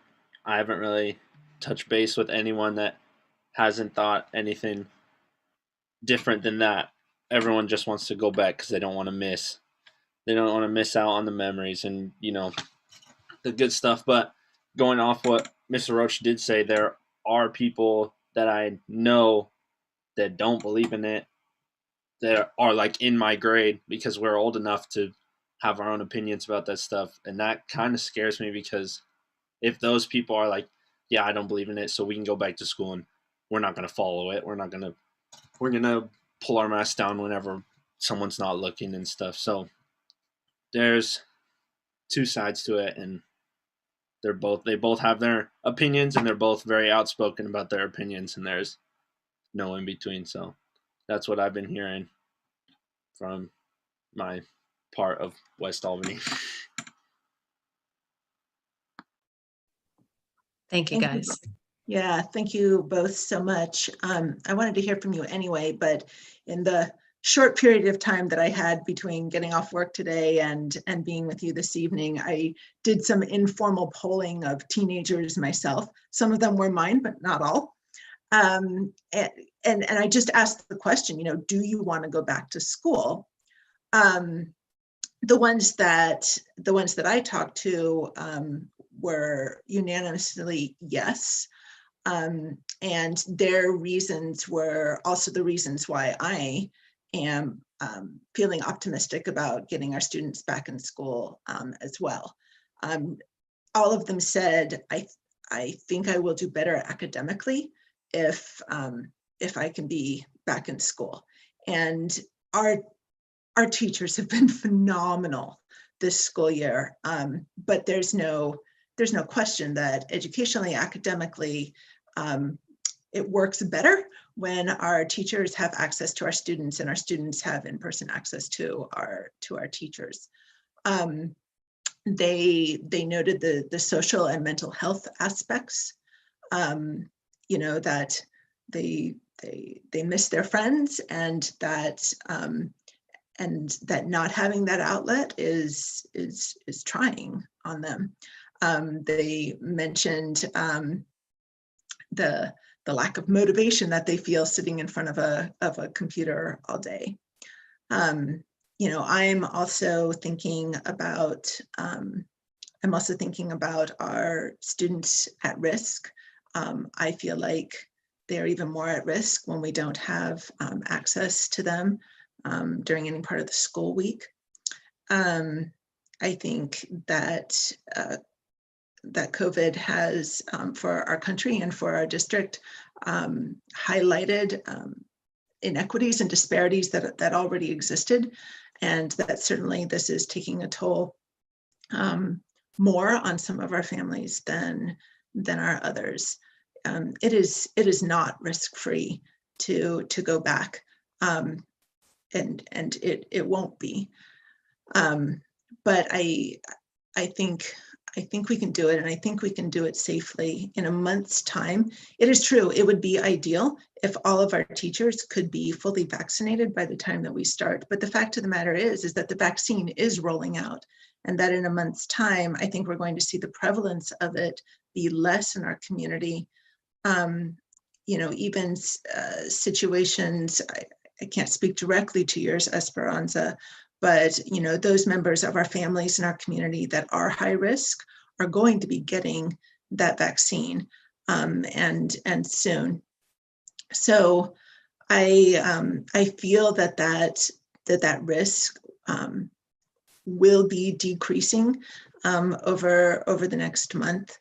I feel like there are some really pressing reasons to allow those that desire, that feel safe, to go back to school. I'm so glad that we are still offering Albany Online and distance learning for those families and those students who either cannot or prefer not to return to school at this time.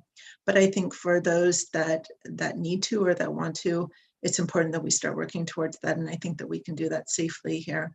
I will say that like you pointed out, Esperanza, the teens that I talked to were also concerned about their classmates wearing masks and wearing them correctly.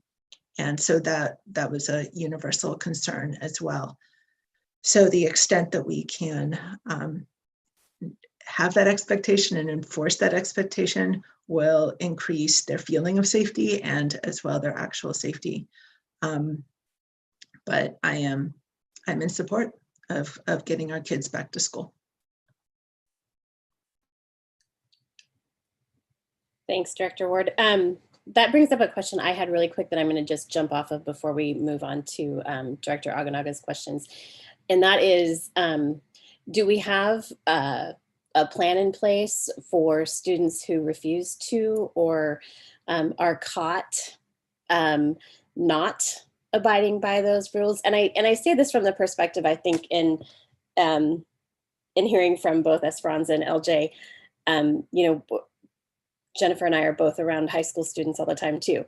And they're not taking it as seriously. Some are, some are not, but there's a significant amount that I see out and about that are gathering and doing things and not wearing them. And I envision the same thing because I've seen it myself when I've been there. When the teachers aren't looking, I'm going to do whatever, or, you know, that kind of scenario. And do we have plans in place or the ability to say, look, if you're not going to do this, you don't get to come to school, because these are the protocols we have to have in place in order for people to be here. So that there are some consequences maybe around that, making sure that people are abiding by the rules. Yeah, and I think you have different circumstances for kids of different ages, but also with different learning needs, et cetera. So where helping kids learn procedure and practice and protocol, where we're able to work with them in that fashion, that's of course what we would prefer to do. So Esperanza was asking, how do you teach little ones? Well, the same way we teach them to walk on one side of the hall, and the same way we teach them, you know, to be in a single file line, and, you know, all of these will have fun games that will happen, is what will happen with elementary kids, and that's how they'll learn, and maybe a song. But for the older students, and not for all older students, because some of them certainly have some situations that make it more difficult for them to adhere to those rules. But when we have a student who is just simply defying the expectations for health and safety, we still have the comprehensive distance learning model. And that would be the model that we would be talking to that student's parents about needing to re-enroll in. So our hope would be, an expectation, of course, would be that students are able to come in with the maturity to handle these expectations, and that our parents are really preparing their children to adhere to these norms, whether or not they adhere to them at home. It is an expectation that they are always adhered to at school, and that would be the expectation for us. Thank you. And Director Aganaga. Thank you, ma'am. My first question, it might go to Mr. Larry. Some employers in our area are offering 1 or 2 days off after you get the vaccine. Some people have experienced like headaches, flu-like symptoms for 1 to 3 days. Is there any plans to support our staff in making this step of getting vaccinated, where we would be offering a day off after the vaccine? We have not talked about that, to be honest with you. I had not heard that. You know, don't forget that we give our employees 1 sick day per month, which many of our local employers do not do, and that employees can accumulate those sick days without limit. And so, you know, many of our employees have many days of sick leave that they would be able to use for an illness like that or any other illness. So the exact answer is I don't know at this point. We're still going to be engaged in those conversations, but we don't have plans to do that, frankly, nor have we talked about it. Okay. I know that sometimes it's just nice to know ahead when they're going to be gone that day. And just as a virus, the vaccine can be a little bit of a bugbear. Before I move on to my next question, I would like to applaud our community. I think our community has done a great part. When I had the virus, I isolated, I followed all the rules. I followed with the trackers and the tracers. And, you know, I haven't been to Costco or Fred Meyer in a long time and not seen people wear their mask. We've been here for a year now. And I can't remember the last time I didn't see someone in a store with a mask. So I think our community has done a good job improving, even though the numbers are still rocketing high. And so I would applaud, while there is people that don't want to follow the rules, I think there's a large majority that come into my office every day that are ready to be professional and wear their mask. My other question was on to the metrics around exposure.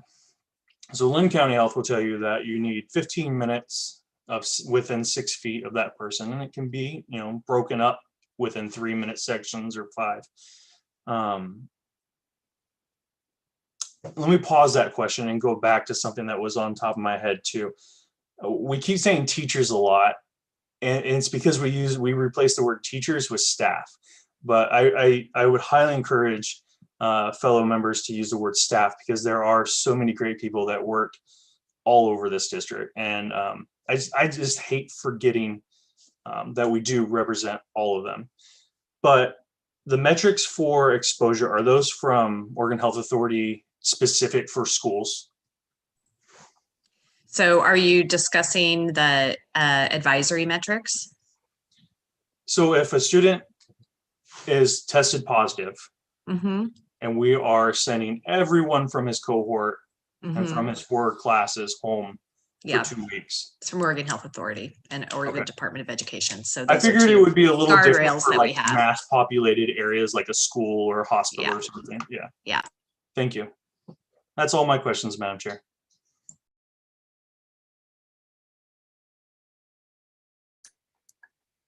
And I think that is something that's different. We've had, you know, we have people ask all the time, well, we have people gathering in grocery stores and we have people gathering other places. Why can't we gather in schools? And there are different requirements. And so unfortunately, that's what we're going with. If it makes sense or doesn't make sense, those are choices you're making to go to those places versus a situation of public school where the kids are required to go. So there are different requirements. And I think that's important to kind of call out a little bit too. So I appreciate that. And that and Director Aganaga, you started to talk about the 15 minutes within 24 hours rule, basically, which is if you're within 6 feet of another person who has had the virus or who's tested positive for 15 minutes over a 24-hour period of time. So you could do that 1 minute for each of 15 hours, I guess, theoretically. Then you are considered to need to be quarantined, to have been exposed. So you're considered an exposure. I think that's a really good example, because when we look at our cohorts and our classrooms, oftentimes I do see comments or questions regarding, I work in a grocery store and I'm able to do this even with all of the people that I come into contact with every day. And the difference really is that very piece of it's unlikely that you are in contact with any of those people for 15 minutes or more. Whereas our staff members who work in schools are especially our education assistants and our teachers are in close proximity with an entire cohort of kids, so 17 students for the entire length of the day, because those kids don't leave that classroom. And so the exposure is much more likely when you're in that kind of an environment. And therefore you take more precautions. And our end goal is to open schools and keep them open. And so taking an extra precaution, I can totally understand keeping an extra precaution, because that is our goal, to keep open as long as we can as well. just a side note, Eric, it was funny that you mentioned the fact that people were abiding by. This last week alone, I have experienced just the opposite. For whatever reason, this last week, everywhere I've gone, there have been people without masks. I was in the ER yesterday. 2 people walked into the emergency room not wearing masks, of all places. And I was just like, I don't get it.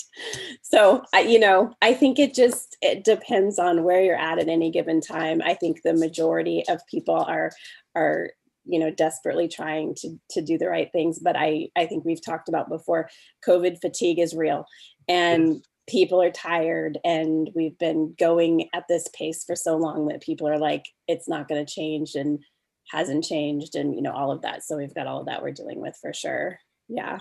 And to be fair, like I try to limit as little as I can go out too. I mean, yeah. But Costco and Fred Meyer's are pretty strict.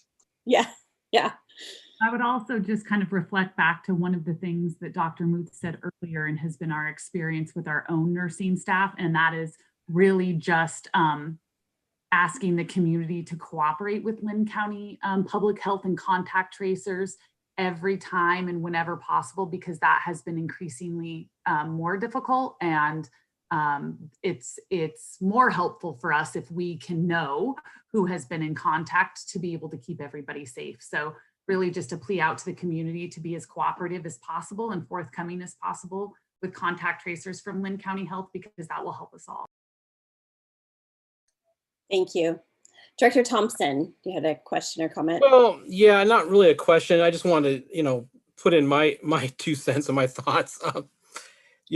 Part of, and I really appreciate what Director Roach had to say. I think that's where I was even after the governor's announcement.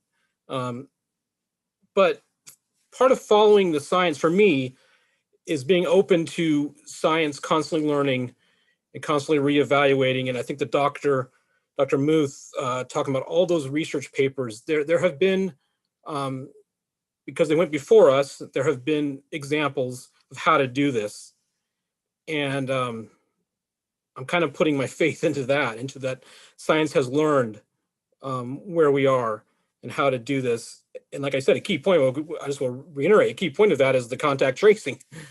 But I also, I was shocked to hear that 83% of our teachers agreed to the MOU. And well, I'm not that shocked. I think, as Director Roach pointed out, I think that was an example of that heart work kind of feeling. They want to come back, and before they took that vote, I think they learned or reevaluated all the procedures that they'd have to do.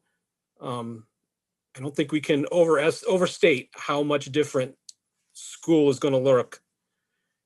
And we should, when we're talking about this, when this gets out in the community that we're going back, I think we should reiterate that lots of procedures, lots of protocols, but following the science means understanding the science has learned. And so I'm putting my faith into that we know that they have learned the ways to do this right. And it'll be up to all of us to make that happen. Thank you. Esperanza, you had another comment too, I think, yes? Yeah, I was just, when you guys were talking about the grocery store, I work at a grocery store. I actually work at Fred Meyer's. It's a great place. I love it. But they are very strict about the regulations. You can't have, if a worker has their mask off, they get marked down, they get in trouble. Our break room is completely cut, like everything's 6 feet apart. Anyone who comes in without a mask is escorted out if they find out they don't have a mask on. That's been like followed a lot recently, and it's been kind of funny, not gonna lie, watching people. But it's just, it may seem weird because it's so many people, but you're in and out. Like, you see people coming in, buying a whole bag of groceries, like a bunch of groceries within 30 minutes because they're not comfortable being there. And there's so many like precautions and things that are doing to keep it from being that way. And like I said, people are getting COVID within that facility, like people that I know, and it's happening. It just may not be happening to you. And I feel like that's what people don't realize, is that it may not be, you may not see it, but it is happening. Thank you. Director Roach. Quick question, and I think I know the answer to it, but do districts have any leeway for vaccination mandates amongst their staff? Great question. No, we do not. Okay, that's what I thought. I had one other question that popped up and no one else is on here, so I just wanted to broach this topic because it seems to be something we get a lot of questions about, and that's the extracurricular activities, whether we're talking sports or dance or things before school, things after school, you know, those types of things at all levels. If we go back to the hybrid learning, that does not mean we're bringing back all those additional, like, for kids who might have classes that are like a pre-day kind of thing, that normally was not done through the offsite like learning now. Those aren't necessarily coming back as additional activities and things either. No. This is strictly around your core classroom. Other things are still going to not be happening or needing to be happening virtually and or at the direction of like OSAA and different organizations, correct? That is correct. That's correct. So we're just really talking about the basic scheduling of classes. We're not talking about things outside of the typical learning day, nor are we talking about the Oregon Sports and Activities Association will govern when sports teams and even band and choir how and when those kids can come together. Okay, thank you. I just thought it was worth putting out there as an on the record kind of thing for people's knowledge. Yeah, thank you. I don't see that anyone else has any additional questions. I do just want to say, I think that everyone is in a place of really understanding the importance of our students being in school. None of us discount the fact that people don't learn, that students aren't learning better, that our staff and teachers don't do their jobs better, and that there's so many more benefits community-wide and for our students if they are in fact in school and learning. We're in unfortunate times where that isn't necessarily an easy thing to do, and that the district is doing the best they can to try to mitigate and make sure that we can get that occurring for everyone in the safest way possible, and also offering the multitude of options so people have a choice. And I think that is the bottom line of this whole scenario, is that there are choices, and none of those are ideal. And the fact that a family has to make a choice to do something different than maybe having their student in school all the time is not where we want to be. But we're doing the best we can to offer as many options and the safety precautions that we can to be able to get people in school, and the timing in a way that it makes the most sense, so that we're as close to the distribution of vaccines for staff and all of those things without rushing either into things at this point with the changes that have happened recently. So I too want to thank everyone involved from all aspects, from our parents and families who've been putting up with this and have COVID fatigue and have students who are struggling, and there's some out there that have students that are doing well, and but it's all different for everyone. And so everyone's been doing a good job across the board, I think.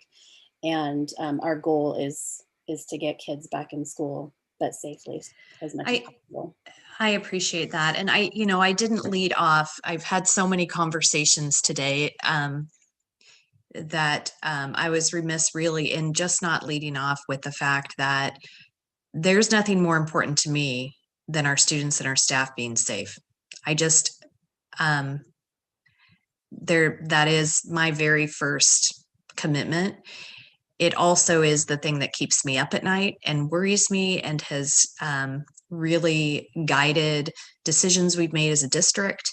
We have been more conservative than a lot of districts across the state in our rules around whether staff can be working at school or not. I've pulled staff home at times when we've had significant community spread. We've been trying to ensure that our staff and our students stay safe throughout this.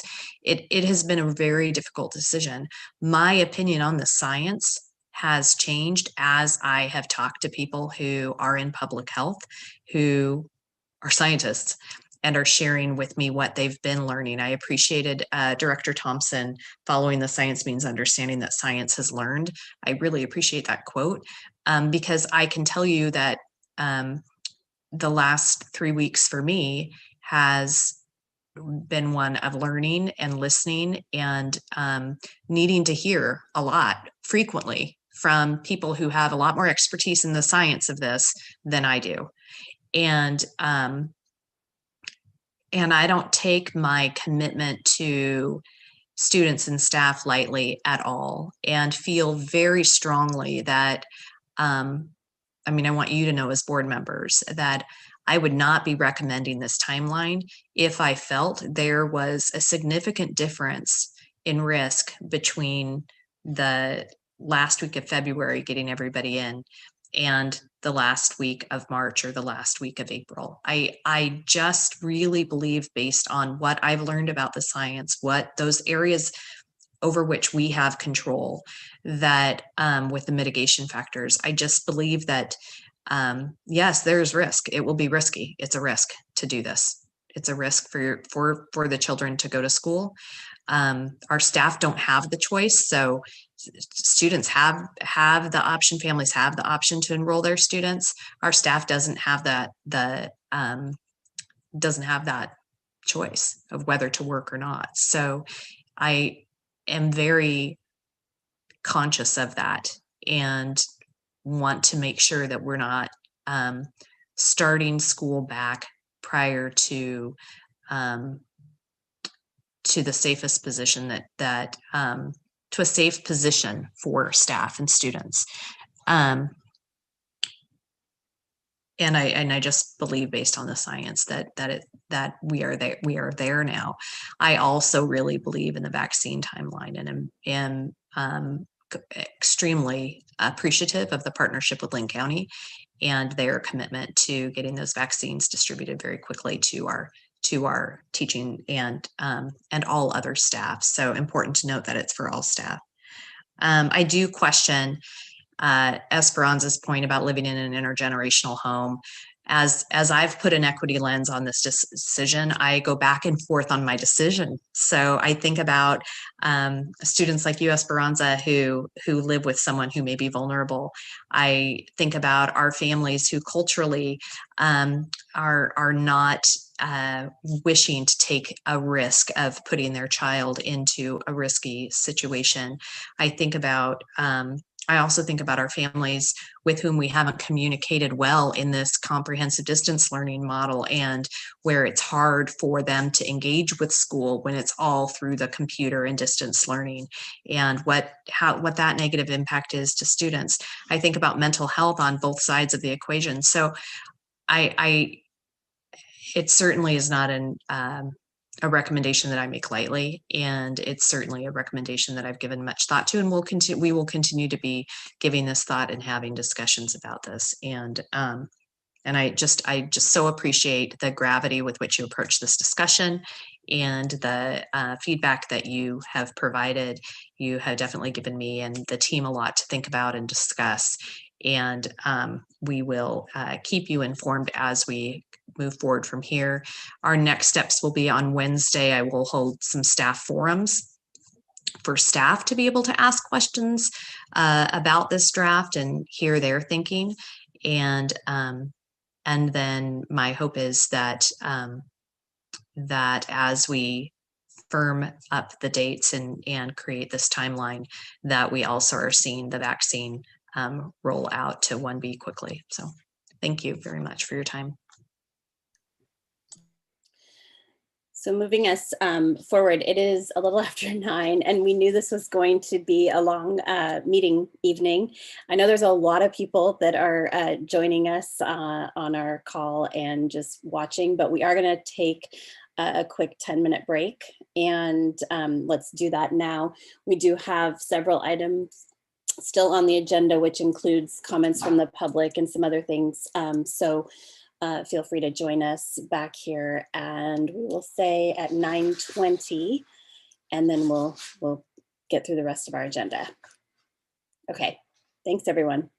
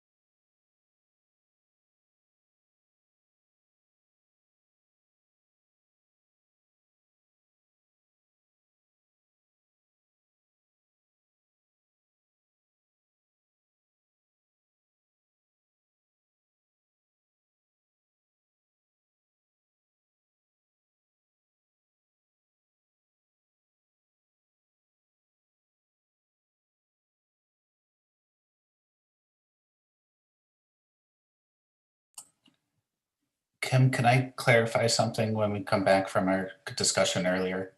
Just real briefly. Thanks.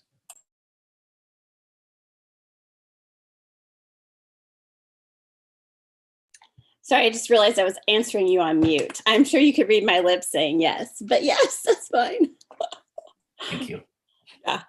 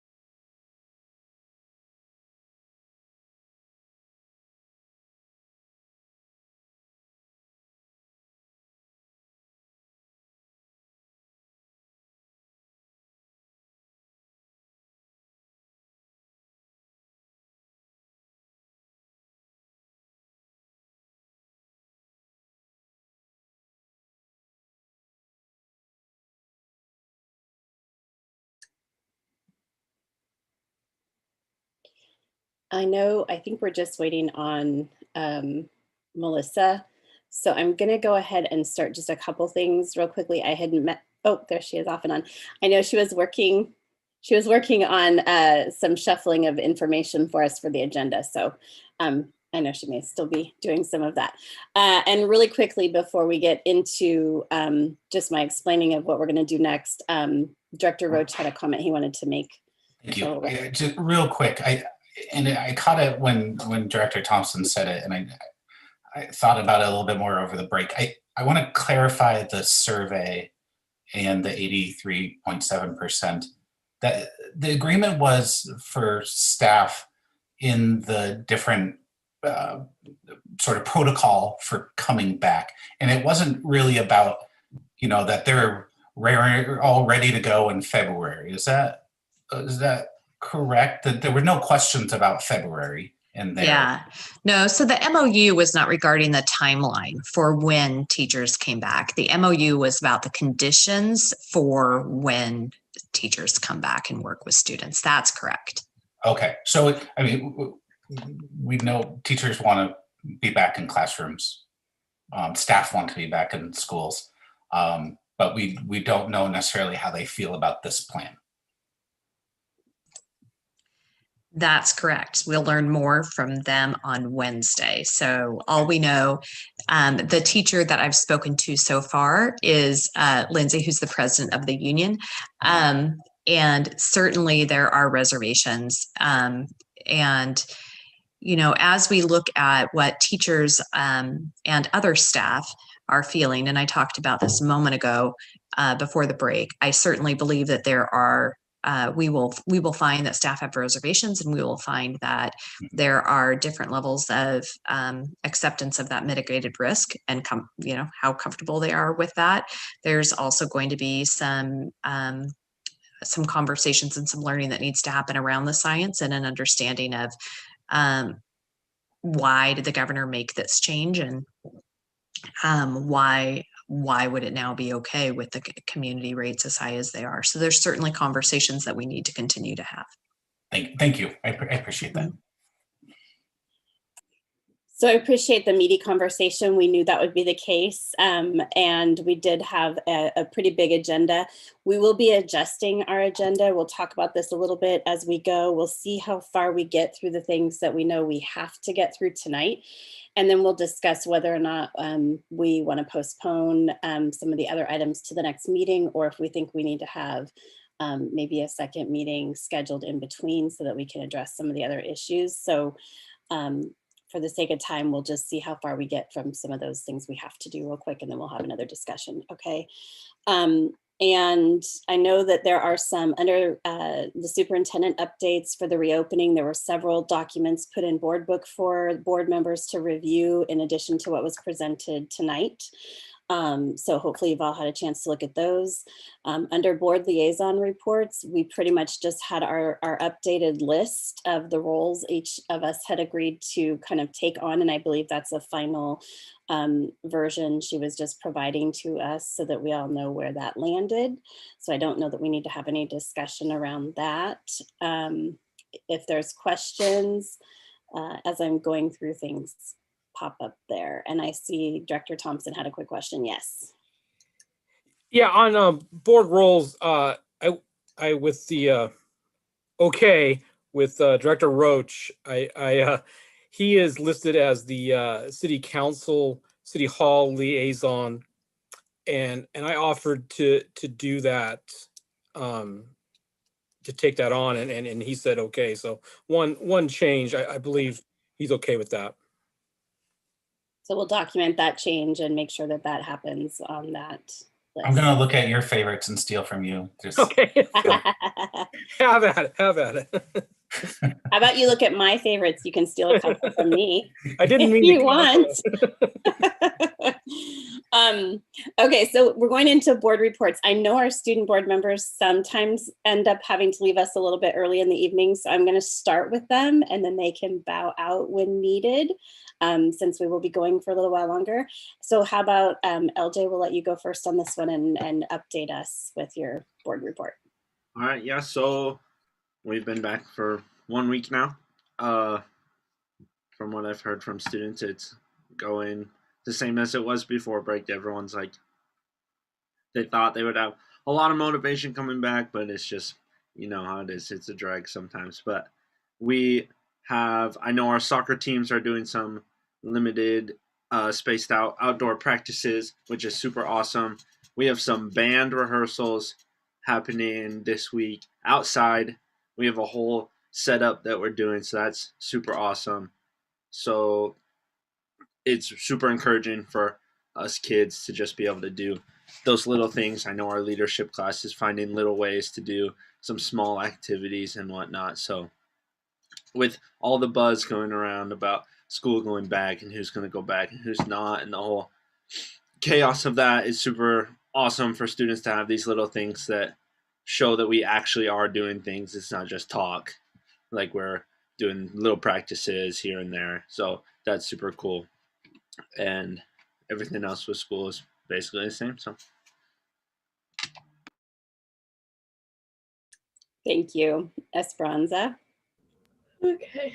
I had what I was talking about is the Bring the Joy food and gift drive. We were able to provide food and gifts to 44 individuals from 19 families. Many people came together through social media. We were able to actually give some people Christmases, which was amazing to think about, knowing that when I was little, I was one of those people that had to rely on the community.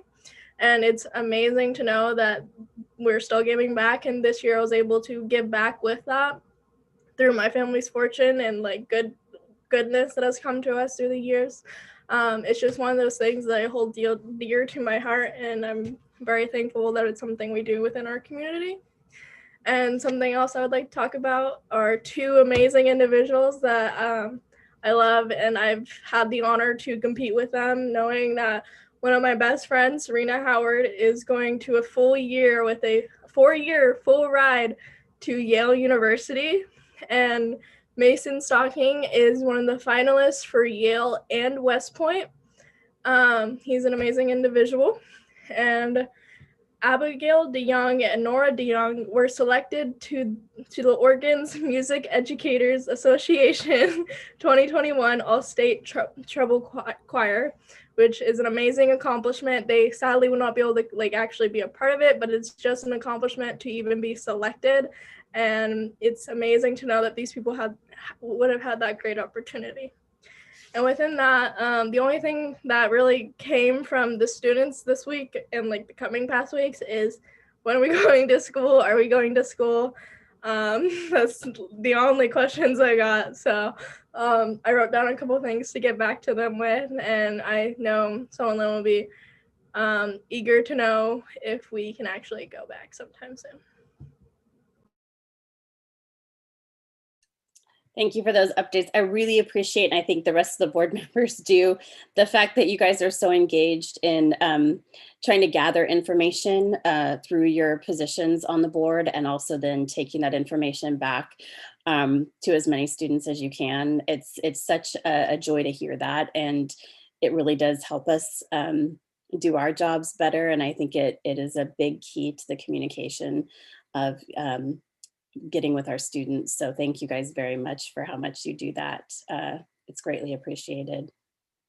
And congratulations to those students as well. That's some great accomplishments coming out of Albany schools for sure. So other board reports at all? Oh, I apologize. Director Roach, comment, question? Just a board report. Okay, go ahead. Thank you. Well, first off, I just want to do a brag moment. Rena Howard was one of my students at Sunrise, so I'm just thrilled about that. So way to go, Rena. As I'm working on getting up to speed on becoming a board member, I was able to have a wonderful tour of West, the new construction at West Albany High School. I am just floored by the new space that they have there. I think that when our community gets in there, they are going to see a space that is so user-friendly. It's so incredible. The theater, I was a theater geek in high school, and I was just floored by that space. I really want to thank Principal Orsborn for her time, and that I really hope this year our kids can get in there and use that space, and I'm excited for that. And I have plans to go see Oak Grove and Meadow Ridge in the next upcoming week, so I'm very excited about seeing those. And also just getting to know the district a little bit better. So this has been a great opportunity so far. Thank you. Director Aganaga. On Saturday was Law Enforcement Appreciation Day, and while we have 3 different law enforcement agencies that help protect our schools, students, and property, a special shout out to both of our Albany PD SROs for the great job they do, and hopefully we will be able to have them back soon. Thank you. Thank you. Director Thompson. Yeah, Wednesday we had the kickoff for the policy rewrite committee. Oh yeah. We kind of just laid out how things are going to go. It's a very ambitious plan to go through all the policies with the OSBA. But I just wanted to point out, I've been on a lot of, not a lot, but I've been on several committees, commissions in the community, and just this. Now remember, this is a superintendent's committee, and I just want to thank Superintendent Goff for selecting a committee that represents truly a cross section of the community, including some of our own staff. But I'm just really excited to get to work with all these folks, and I think a real thorough and diverse representation and voices will be part of this committee. And thank you for representing the board on that committee. I think this is something that we're looking forward to. Good night, Esperanza. Have a good evening. Okay, and Director Ward. Thank you. Just briefly, right before the Christmas holiday, Superintendent Goff and Director Thompson and I tried something a little new. We did a virtual evening with the superintendent, and we did it for the West Albany draw area. So that included Director Thompson's Zone 3 and my Zone 1. With the aim of just giving this, poor Melissa, like, we've been virtual for so much of the time that she's been our superintendent, and just knowing that she hasn't had, the opportunities to be visible or necessarily to interact with our students and our parents. And so we thought we'd try to provide that opportunity, albeit virtually, a little smaller group, a little more informal than the parent forums that we've been hosting, and just more an emphasis on getting to know her as a person, sort of the broader issues of her philosophy and of education and vision for the district. We felt like it went pretty well. She says she's willing to do more of them if those of you who represent other zones or even at large wanted to pick a subgroup of GAPs and have them spend an evening with our superintendent. Thanks.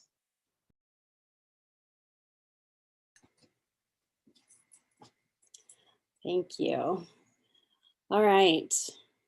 I don't know that I have anything to report, so I'm going to move us along. We had 3 presentations. We're going to do one with guests we have for LBL ESD.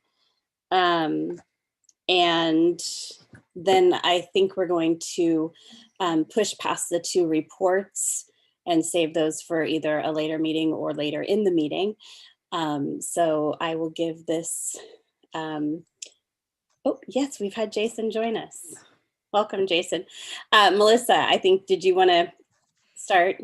Yeah, so I would like, thank you, Chair Butzner. I'd like to welcome Jason Hay, who is the Assistant Superintendent for LBL ESD and a familiar face. And Jason is just going to talk to us really briefly. He has come to this meeting tonight to see all of the really interesting things that we're doing in GAPS, and you pulled a long meeting, Jason. Welcome. Thanks for joining us. Thank you so much. Yeah, there's exciting things going on, right? Whether we like it or not. So thank you so much for this brief opportunity to address the board this evening. I appreciate the introduction. Superintendent Goff and Chair Butzner and board members, I really appreciate being here tonight.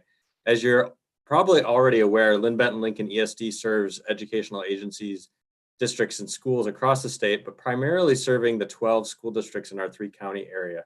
And our districts cover about 90 students. It consists of 90 schools, not 90 students, 90 schools with approximately 37,000 students. So we provide a variety of services, mostly falling within 4 core service areas: special education, technology support, school improvement, and administrative and business support. I won't go into greater detail tonight, but I'd just like to refer you to 2 documents where you can find additional information about our work. Both have been provided to you in your board packet. One of the shorter documents we used during our fall visits. This one's on page 40 and 41 of your board packet. And the other much longer document, beginning on page 42 of your board packet, is our recently created 2021-2023 local service plan. I'd just like to conclude by thanking you all for your leadership during this especially challenging time. And on behalf of our board and our superintendent, Tanya Everest, thanks for allowing me to speak tonight.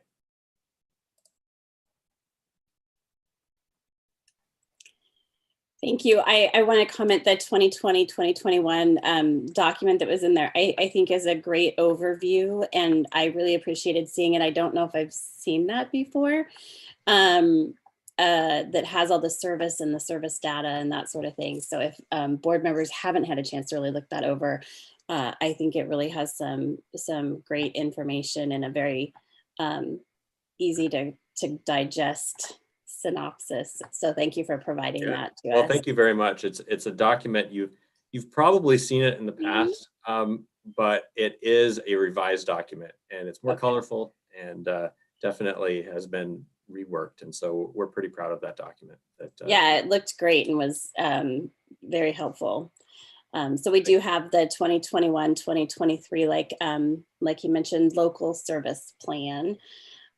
So we'll definitely review both of those. Were there any questions from any of our board directors? Well, Jason is with us. None? You are skating off. Hey, well, thank you. Very well. So if you ever have any questions, please speak with your superintendent, and we certainly will. Both Tanya Everest and myself will work hard to make sure that we're serving the district well. So thank you. have a great And evening. thank you for joining us and waiting so long. If you were on with us the entire time, Absolutely. we appreciate it. There's plenty of work that can be done, and so it's all good. Yes. Thank you very much. Thanks. Thanks, Have a Jason. good evening. Bye. All right, that is going to move us into comments from the public. As a reminder, and we just like to reiterate this, especially since we've been having virtual meetings, our comments from the public are due in by noon the day of our meetings, so that we have time to prepare those and require a name and address and the public comment given, and then the board members will read those comments on behalf of those who have submitted them. In normal board meetings, we also have a 3-minute timeline. The things that we've had submitted virtually typically have been very small in nature. If we have some that are a little bit longer, we may actually limit those to that 3 minutes of our reading time as well. And then the rest of those in full, those public comments will all be in our meeting minutes in their entirety. So if we end up having to cut any of those short, that is where you can find the remainder of those comments. And so we are going to start with Director Thompson. He's going to read the first 3, and then we will bounce back and forth reading 3 apiece. We actually have 11 comments tonight to read through. So he and I will time those comments for the 3-minute time frame that each are reading. So we will start with Director Thompson. Okay, public comment number 1 from Lindsay Hatter, 1248 Penn Street, Southwest Albany. Hello, school board. First, I would like to say thank you to you and the GAPS admin for your leadership during this time. As a parent and a district employee, I want to make a plea to you all to get our kids back to school in their buildings by the first week of February. I know that we have concerns about safety, but at this point, there is safety worries if they don't go that we are not regularly looking at. My daughter has struggled with her mental health more during this pandemic than she has her whole life. The isolation that our kids are feeling is a killer on its own. As humans, we need connection, and that is something our kids are not getting. We as a family have tried to help our daughter to still feel connected, but there's only so much we can do. This is more than COVID and needing a vaccine. This is about community and the needs for social connection and belonging that our children need to grow. Please, for our children and students, make this happen sooner than the February 15th and get these kids in a building with peers in person. Thank you for your time. Comment number 2, Joe Stith, 2205 Cougar Avenue, Southwest Albany. Dear school board, it is time to get kids back in school now. GAPS has had a plan this summer to safely get kids in school based on their desired learning method, hybrid, at-home, homeschool, to manage the risks and needs for each family. Then the governor sprung arbitrary metrics that were impossible for any region to meet. GAPS worked to develop a plan to safely reopen schools within these metrics. This was reaffirmed prior to the holiday break, when GAPS stated that they had a plan in place to get kids in school if the governor's metrics were met, and offered families to reevaluate their risk and needs for their children's learning environment, hybrid, at home, and homeschool. Well, those arbitrary metrics have thankfully been lifted. So why are we delaying getting kids back in school now and changing the plan that was already in place? Now we are wasting more of the kids' school year with additional meetings and discussions. I understand the risk associated with opening the schools, but per the OHA risk level metrics, schools and counties document, there have been a total of 1,465 new cases in Lynn and Benton counties between 12/6 and 1/2. That equates to a 0.6 infection ratio for the entire population of both counties in the last month. And approximately half of those cases are more than 2 weeks old, meaning that they are likely not contagious anymore. So we are sacrificing our children's education on the fact that less than 0.3% of our population is an active case. Why are we holding our children back for such a small percentage? Before the holiday break, there was a plan in place to get the kids into school immediately. A new plan is not needed. Please activate that plan and get our kids back to school now. And public comment number 3, Shelley Winter, 33107 Meadowood Street in Tangent. By the end of December, all GAPS families had to complete a survey to indicate their choice of education platform, hybrid, distance learning, or Albany Online. We all did this with the mandatory metrics as our guide.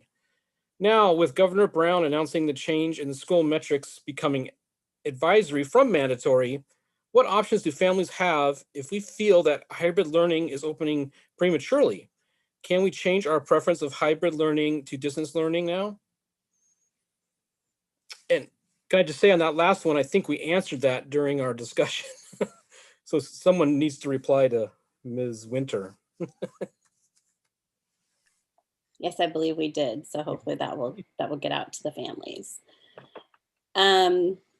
So I'm going to go through the next 3. Public comment number 4, and I'm not sure I'm going to get the name correctly. Dinaden Gurney, 640 Northwest 5th Street in Corvallis. My name is Dinaden Gurney. I am a music teacher for the Greater Albany Public School District. I feel completely betrayed and pushed aside by the state's decision to remove restrictions for in-person learning, and I'm greatly concerned by the school district's continued push to move to hybrid by mid-February or sooner, when there have been nearly 750 to 1,000 new cases confirmed each day in Oregon for the last month. She provides a citation for that. There are 2 vacancies, two vaccines FDA approved that are being distributed. However, they are largely lacking in supply. I recognize that this is by no fault of the states or any smaller government's fault. Teachers are being told we are in phase 2, but have no idea of when that would happen. We have been told hopefully in February, we will get the first of 2 doses necessary to be fully protected. Meanwhile, our students, families, and communities will have to wait multiple months. How could we then be expected to transition to hybrid and in-person before even the teachers and staff members get the first of 2 doses, let alone our students? To have gone the last 4 months of teaching with nearly 5 months of planning prior, all safety distance, only to throw it all away when we can see the finish line. To have families, students, and teachers change their lives, find and learn new tools, and do all that they can to keep themselves safe and their students learning, only to be told it's over when more than 357,000 people have died. Multiple new strains have emerged, and 2 vaccines available and cases spiking as we come from our holiday break is cruel and unethical. I'm asking that the GAPS administration team, the school board, the unions, and Superintendent Goff suspend discussion of returning to hybrid or in-person schooling until a vaccine for COVID-19 can be administered and made mandatory for all staff and students. Public comment number 5 comes from Ed Curtis, address 18970 Southwest Jaley Street in Aloha.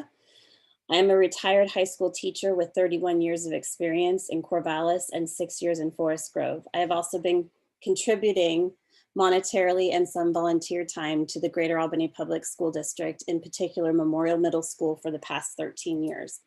In short, I understand and have experience in the field of education and have ties to the community. I understand that the board is considering returning to in-person classroom instruction no later than February 15th, and that teachers may not have been vaccinated by this time. Students surely will not have received vaccinations by then. I urge you to not take this action at this time. During the past 7 days in Lynn County is averaging 30.5 cases of COVID-19 per day, compared to 2 cases per day over a 7-day period in early April of 2020, when instruction had already gone online. The threat of the spread of the coronavirus is growing, and returning to in-person instruction puts teachers, staff, students, and their families at a greater risk of contracting the disease. This threat is exacerbated by the specter of a much more communicable form of the virus that may already be in Oregon. I know that you are weighing the importance of in-person instruction for younger students and those who have learning difficulties and disabilities. I ask you, which is more important, the value of in-person instruction for these groups, or the likely infection and or death of even one teacher, staff member, student, or a student's family member?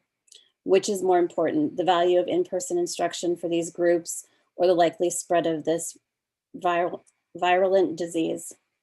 As board members, are you willing to spend the rest of the school year in an in-person classroom alongside unprotected teachers, staff, and students? If not, then why are you unwilling to face the same risks you force others to face? These are moral and ethical questions that you need to answer collectively and as individually before you vote. No one wants to be responsible for spreading this disease. Why on earth would you even consider doing just that? I urge you not to return to in-person instruction until teachers, staff, and students have been vaccinated. Public comment number 6 is from Jody Steiner at 4817 Spring Hill Drive in Oregon. Dear school board members, I'm drafting my letter today to address the board regarding returning kids to in-person or in-class learning. I have 2 topics I would like to address today. 1, school board roles and responsibilities. 2, the risks facing students and community. As a registered voter in our community, I am addressing the roles and responsibilities of the school board as outlined by the district. I was dismayed on Tuesday afternoon after receiving the email from Superintendent Goff with an update on hybrid planning. Shocked to find out we're only in the planning stages. Our children have been out of school since March 2020. It's absolutely unacceptable that we still find ourselves planning to return them to school. I'd like to understand, as a registered voter, what other priorities have eclipsed there being a plan to return in our district. Paragraph from the email received on Tuesday. With this new direction, Greater Albany Public School Administration, the school board, and the unions are working to create a new path forward for getting students back to school. It will be very important to see the updated Ready Schools Safe Learners Guidelines and that the state releases in mid-January. While the governor is giving districts the authority to make their own decisions about returning to campus, the Oregon Department of Education will still be setting the safety guidelines regarding how many kids can be in a room, the wearing of masks, and many other directions we must follow. I'd like to dissect this paragraph to highlight my concerns. GAPS, school administration, the school board, and unions are working to create a new path for getting students back to school. It is outlined in the school board roles and responsibilities under district goals, under board powers and duties. Number 3, executive administrative authority. The board will establish the days of the year and the hours of the day when school will be in session. The district will work with the staff, parents, and guardians and community members to develop district goals. Please be reminded that you work for, underlined, the parents, guardians, and communities. You work with, underlined, the staff, administration, superintendent, and their unions. Prepositions matter. This responsibility is yours, the board's, and yours alone. The staff and administration work for, underlined, you, and through them, the unions follow. None other than you are our elected officials, and in subverting your responsibility to them, rather than the parents whom you work for, creates a disconnect that is concerning. Allowing groups with competing interests, collective bargaining, to sit at the table of this decision is in direct conflict with the priority of returning children to the classroom. Genuinely, that's not to say concern for our children isn't present from this group, but children are not who the union represents. And in that is the concern I have, giving them a say in our children's return. The children in this district don't have a union to negotiate for them. They have parents and guardians and the school board. Our elected officials You are our union. Circumventing any of your roles and responsibilities over the staff, unions, or ODE, as outlined in your letter to parents, is a dereliction of duty. Governor Kate Brown directed you, local districts, to decide on opening schools, not the ODE, not the teachers or their unions. While understanding those facets will be taken into consideration in a subsequent conversation, subverting your roles and responsibilities over to non-elected officials is not acceptable. ODE is not elected, they are appointed. We, the parents, or the children's union, if that helps, have no authority to hold in account the decisions of the ODE, the staff, or their unions. We're given authority to hold our elected school board in account, and in that we expect the decisions to proceed with the in-person learning to be yours and yours alone. The voting public, parents, guardians, and community members vote on and hire their school board. School boards are the governing body of the district. Take that responsibility seriously and return kids back to their classroom for proper learning. I see I was given a time of 3 minutes being up. There is probably still half of that public comment left. So I will refer anyone who is interested in reviewing the remainder of that public comment to our meeting minutes. The board members all have received a copy and have been able to review it in full. So for any public members listening, they will be included in our minutes. Okay. And I think, Director Thompson, you want to take the next couple? We're on number 7. Okay, let me scroll to it. Do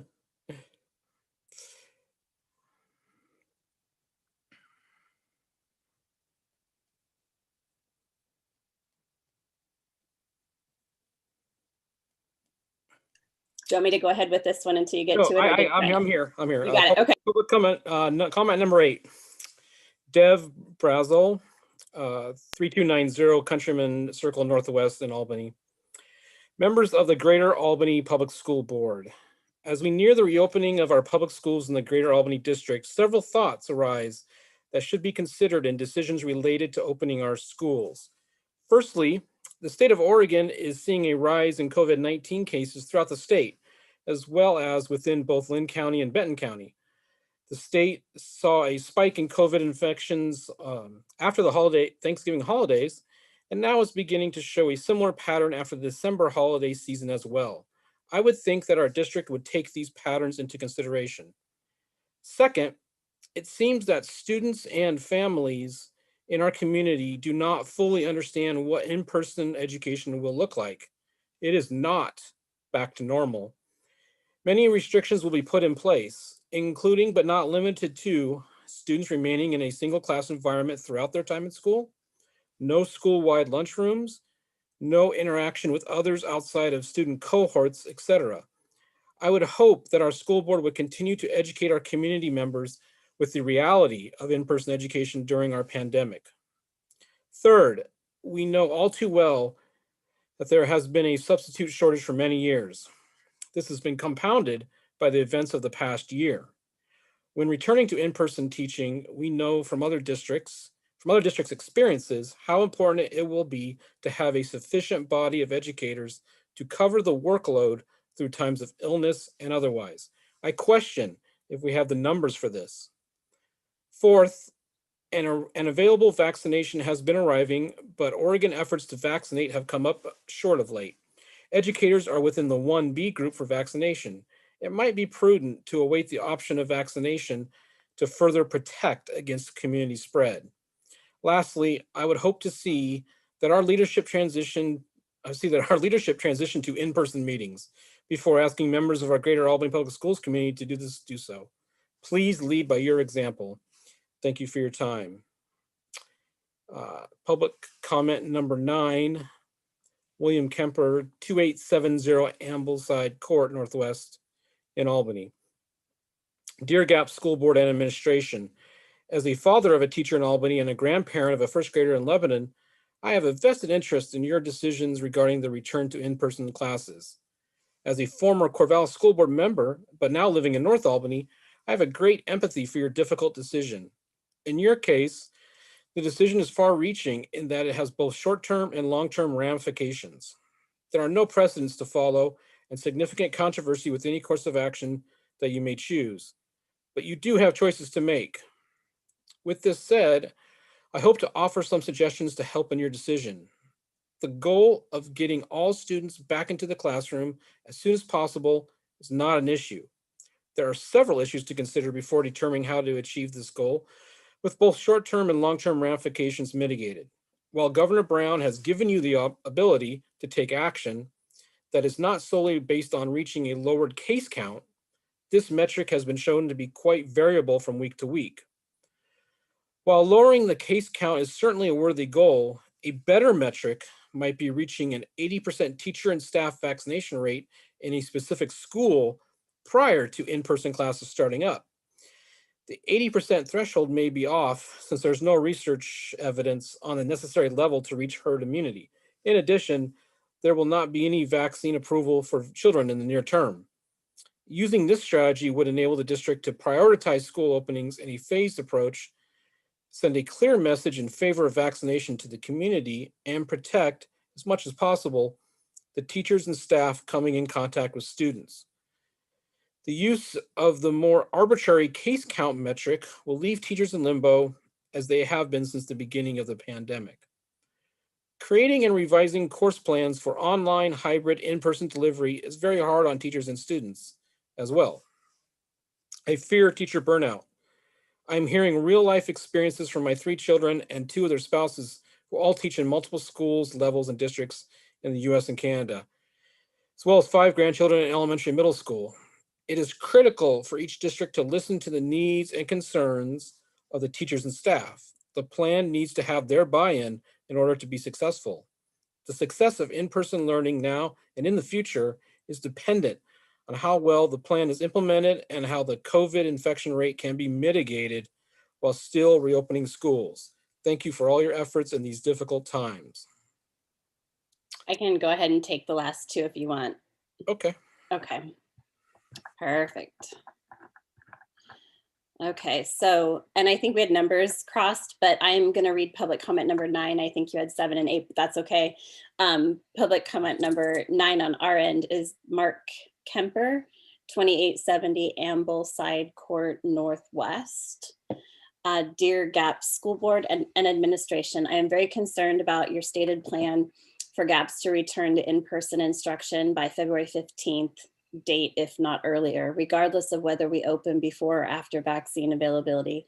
While children have had less catastrophic reactions to COVID-19, there have been cases of long-term damage, concerns for future organ damage, and deaths. Children can make up a pause in education. They cannot be brought back from death. What are you teaching them? A rush to classrooms is more important than their lives, their parents' lives, their teachers' lives. Anything they are postponing now is also being postponed by students everywhere, and they are not falling behind.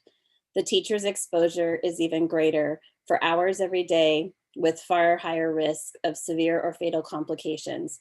Teachers and staff deserve the respect of their health contributions and their lives. Their children need not be orphaned for what can wait at least until the teachers have been A, vaccinated, and B, had long enough to develop protective antibodies. Without these protections, the follow the science, you not only risk losing your current teachers to the virus, you will ensure a reduction of future people joining the teaching profession. You would also be endangering all the adults in the village of raising a child, the daycare workers, sitters, caregivers, bus drivers, grandparents, etc., who make it possible for a teacher who is also a parent to be in the classroom. This week, the New York Times stated that colleges that reopened had caused COVID spread in their communities, and that the filtration systems and spaced seating on airlines had proven inadequate in COVID spread prevention. Your school safeguards are not significantly more effective than these. Please rethink the rush to open. If distance learning can be improved, get teacher input and work on how to do that. Right now, nothing is safer for in-person instruction than when schools closed in March. Our metrics are much worse and rising. The more contagious variant of COVID is rapidly spreading. Please don't cause these children to suffer, wondering if they caused the deaths of their parents, their teachers, or their grandparents. Please do not make the monumental, uncorrectable mistake of reopening too soon when there is a safer option in the near future. Thank you for all you do to enrich our children's lives and that of the community. And then public comment number 10 comes from Eleanor Harrow, 3420 Northwest Pine View Place in Albany. As a member of the Albany community and an employee of the district, I am urging the board and the GAPS district to follow the guidance and advisory metrics set forth by the state and not return to hybrid or in-person learning until the numbers of COVID cases in the community significantly improve, until those metrics are met and the employees have had an opportunity to get both doses of the vaccine. I am concerned for the safety of my health, the health of my coworkers, and the health of my students and their families. If we move to in-person learning before these metrics are met, the district will be putting the health of its employees and its students, and therefore the community at large, in danger. Evidence suggests while younger students do not spread the virus as easily, as the age of the student increases, so does the risk of transmission. Only schools that open where infection was low and used preventative measures, prompt case detection, and contact tracing averted larger outbreaks. Currently, Lynn and Blount counties are not low infection rate areas. As it stands, if too many employees become ill due to this virus, there are not enough substitute teachers to make up for the loss. Students and their education would suffer. In some areas, there have been teacher and student deaths after reopening. Please use logic and consider the consequences and the negative impact on this community if we return before it is considered safe to do so. That concludes our public comments for the evening. I think we see a theme here, and I think that it's very much in relation to all of the discussion we've had currently this evening and will continue to have. So on behalf of the board, I want to thank those folks for taking the time to submit their public comments. And again, we apologize if we couldn't get to all of them in their entirety, but they will be part of our record for our minutes. So you'll be able to find them there. Okay. Getting back to agenda, we're going to move into our consent agenda. Oh, Superintendent Goff, yes. Yes, Director Chair Butzner, thank you. Sorry, I think I keep raising my hand. I can't put it down. I'm trying to put it down. I'll sample it. Thank you. I would like to suggest at this point to the board, since it is, we are now past 10 o'clock, I'd like to make a few suggestions regarding the agenda for this evening. First, I would recommend that we are already going to move the high school summary report and the Welcome Center report. We'll move those to a later date. I'd recommend that the vote take place on the consent agenda, which is the item you were just now on.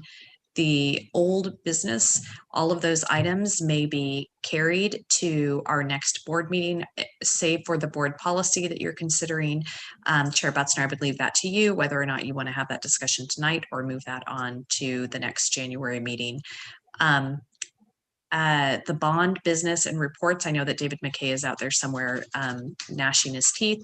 I would recommend that we that you as board members accept K1 and K2, the two reports listed there, as written for, and you may read and ask Mr. McKay questions at the second meeting in January. I do believe that the change order, which is number K3, is something the board should vote on.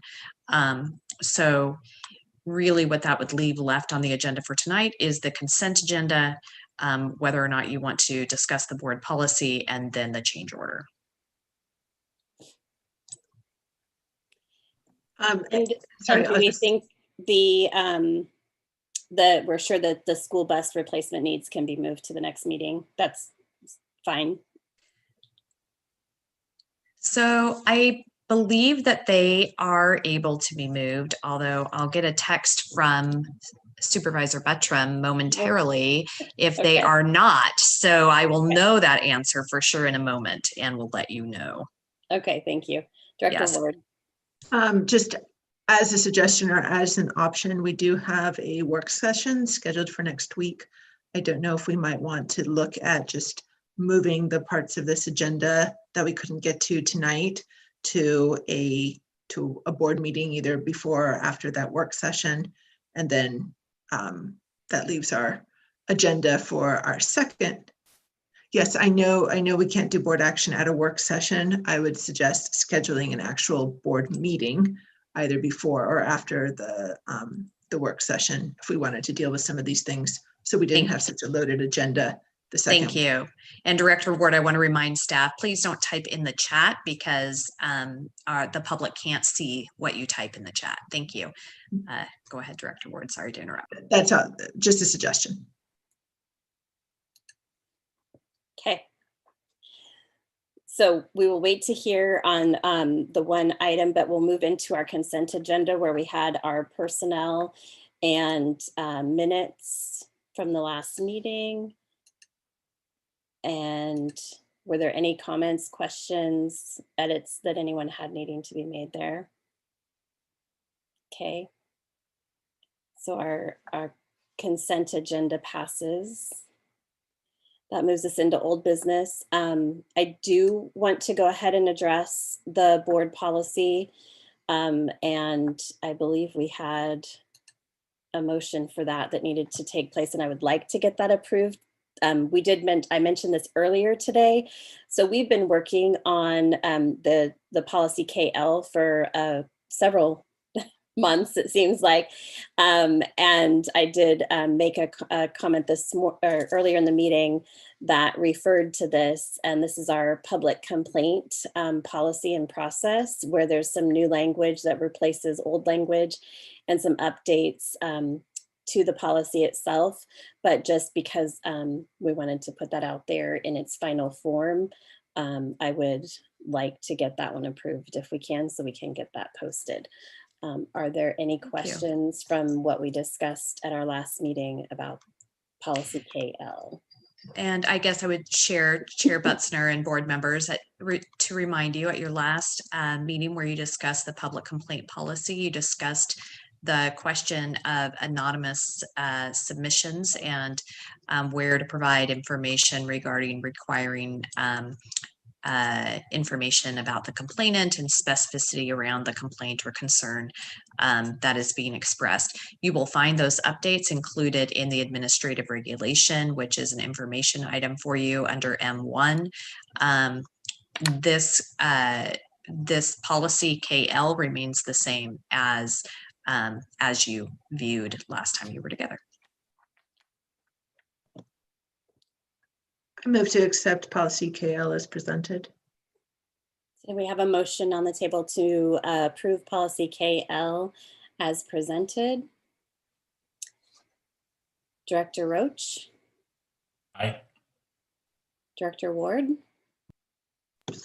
Oh. There you go. Oh, now you're on mute. You were on mute when you said, so I'm just going to have you go again. Go ahead. Am I hearing? Okay, I haven't heard her say it yet, so hush. Sorry. Aye. There you go. Thank you. There we go. Director Aganaga. Aye. Vice Chair Thompson. Aye. And LJ. Aye. Perfect. Thank you. So this motion passes unanimously. All right. So the Sodexo contract will get moved, and school bus replacement, do we have a response yet? Supervisor Buttram can live, he said. So we are good to carry that over. Thank you. We appreciate him living. our evening thanks him. Okay, and so we talked about bond report, the K1 and K2 being approved, or well, they're not really approved, being accepted as presented, unless there's any major questions. And I think we can ask those outside of our meeting if need be of David. So any of you that have any questions on those, you can feel free to reach out. Has he joined us for K3 or? Well, as we are preparing to add him, I think it's a great opportunity to introduce to you Jim Scherzinger. Oh. So Jim comes to us from some great experience. Jim is filling in the business manager role that was vacated by Mr. Allen's acceptance of the job with Willamette ESD. And Jim is a former CFO for Portland Public Schools, actually former superintendent for Portland Public Schools, former CFO for Washington County Schools. I think most recently was working in Beaverton School District.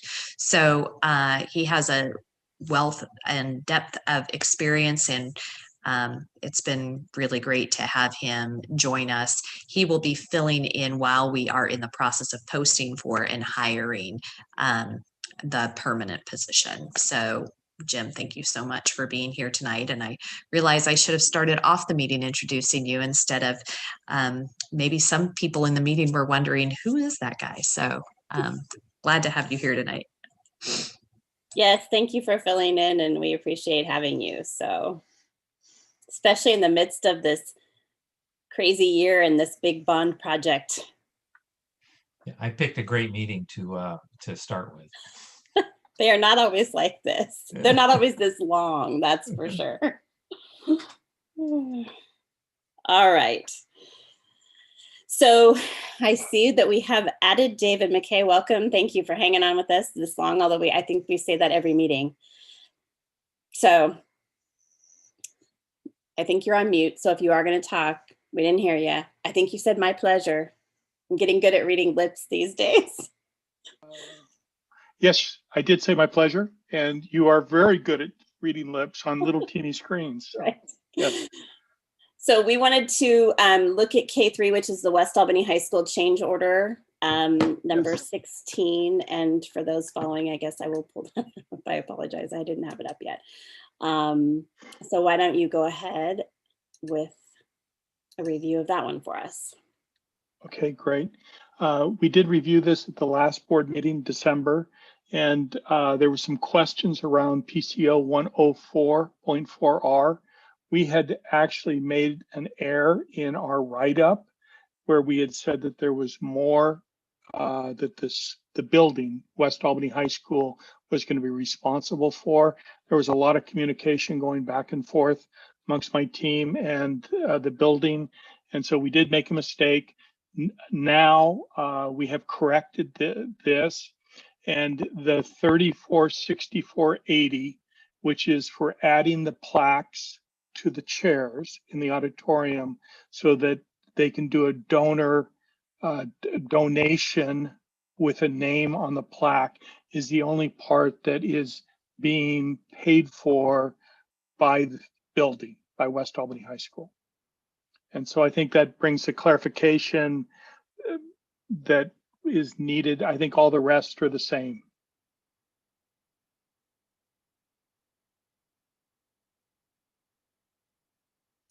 Thank you for that clarification. Were there any other questions from board directors? While I'm looking for those, I see Doug Pigman joined us also, and I didn't want to not acknowledge you. So thank you for holding out and waiting with us and joining us. Okay, so on this topic, we also need a motion to look at approving this change order. Madam Chair, I make a motion to approve change order number 16 in the amount of $24,186.59 to Girding Builders. Thank you. Director Roach, I apologize. I don't know if you had your hand up prior or if you were planning to make a motion. Okay, I just want to double check. And David, yes. I think I heard Eric say 24,000. It's 46,738.01. So I don't know if I misheard him. You did not, because the action in board book for us said $24,186.59. So let me. So if I could direct you to the top of page 293, the change orders for 46,738.01.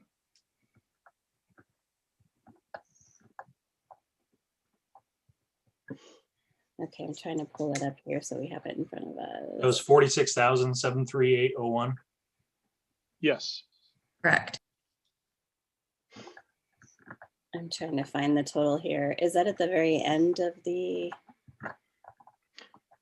It's on the page, the first page of the letter. Oh, there it is. I apologize. I missed it. Okay, so right here for those that are following along. My apologies, Chair Ward, for having those numbers wrong in board book. I will take a look and see what happened. Certainly it should read the 46,738.01. I did find it on the signature page. So, Madam Chair, I make a motion to approve change order number 16 in the amount of $46,738.01. Okay, so we have a motion on the table to approve change order number 16. Is that right? Yes. In the amount of $46,738.01. Director Roach. Aye. Director Ward. Aye. Director Aganaga. Aye. Vice Chair Thompson. Aye. I also vote aye. And LJ. Aye.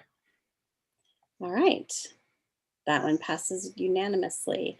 I just realized that I don't think I let myself vote on the last one, did I? It's a good thing it was everyone else. So, and no one called me out on it, but hey, we're all good. Okay. So there was no new business, and we have our administrative regulations that were included to go with KL. Was on Correct. here. Correct. So, And so I do want to make sure and inform board members of those changes based upon our last board meeting and the concerns that were expressed there. So you will see in your board packet the public complaint procedure, all of the language that is either red or green. And if you're colorblind, you can't tell what the new language is new. Anything that is red or green is new language. So you will see that we replaced staff member with employee. We added the green sentence that is in board book was added later to make sure that there was clarity around certain public complaints. So concerns related to discrimination and harassment must be addressed through the policies that are listed in board policies KL public complaints. If assistance is needed, language, translation, writing complaint, please contact the Welcome Center. So when you look back at board policy KL, you will see that a number of different circumstances for which the public may have complaints are listed in policy KL with the directions as to where to go or what to do in the case of a complaint in that particular area. So in addition to harassment and other similar matters, and I'm trying to just quickly go up and open it for myself, you will find a number of areas such as hazing, sexual conduct, instructional resources. We have different policies that guide what to do in each of those. So you are to go back in those two circumstances. The reason that that is called out is in those two circumstances, those are circumstances where folks could submit a complaint that is anonymous. Remembering that the request from the board was to make it clear within our public complaint procedure when we would need a complainant to use their name. And so that begins at step one of the process, where the complainant must include the name of the complainant, contact information, nature of the complaint, and suggested solutions or remedies to the situation. So those updates are seen kind of throughout the first 3 steps that are listed within that policy. And this is just for your information, but just to let you know what staff have done in order to address those matters that you brought up at our last meeting. Thank you. You're welcome. Any other questions or additions? So the things that we had left on our meeting, we will discuss whether they get pushed to our next meeting or whether or not we need to have a time added to maybe a work session or to our work session we already have planned, so that we don't have a longer meeting the next time. Mm-hmm. And we'll have Chris reach out and let us know what we have left and what the time frame might look like for those items, and then we'll get a meeting posted if that's something we're going to do for those items. Is there any are there any additional questions or comments for the evening? No. Thank you guys for holding out so long with us. We will go ahead and adjourn at 10:25 p.m. Thanks, everyone. Thank you. Good night, everybody.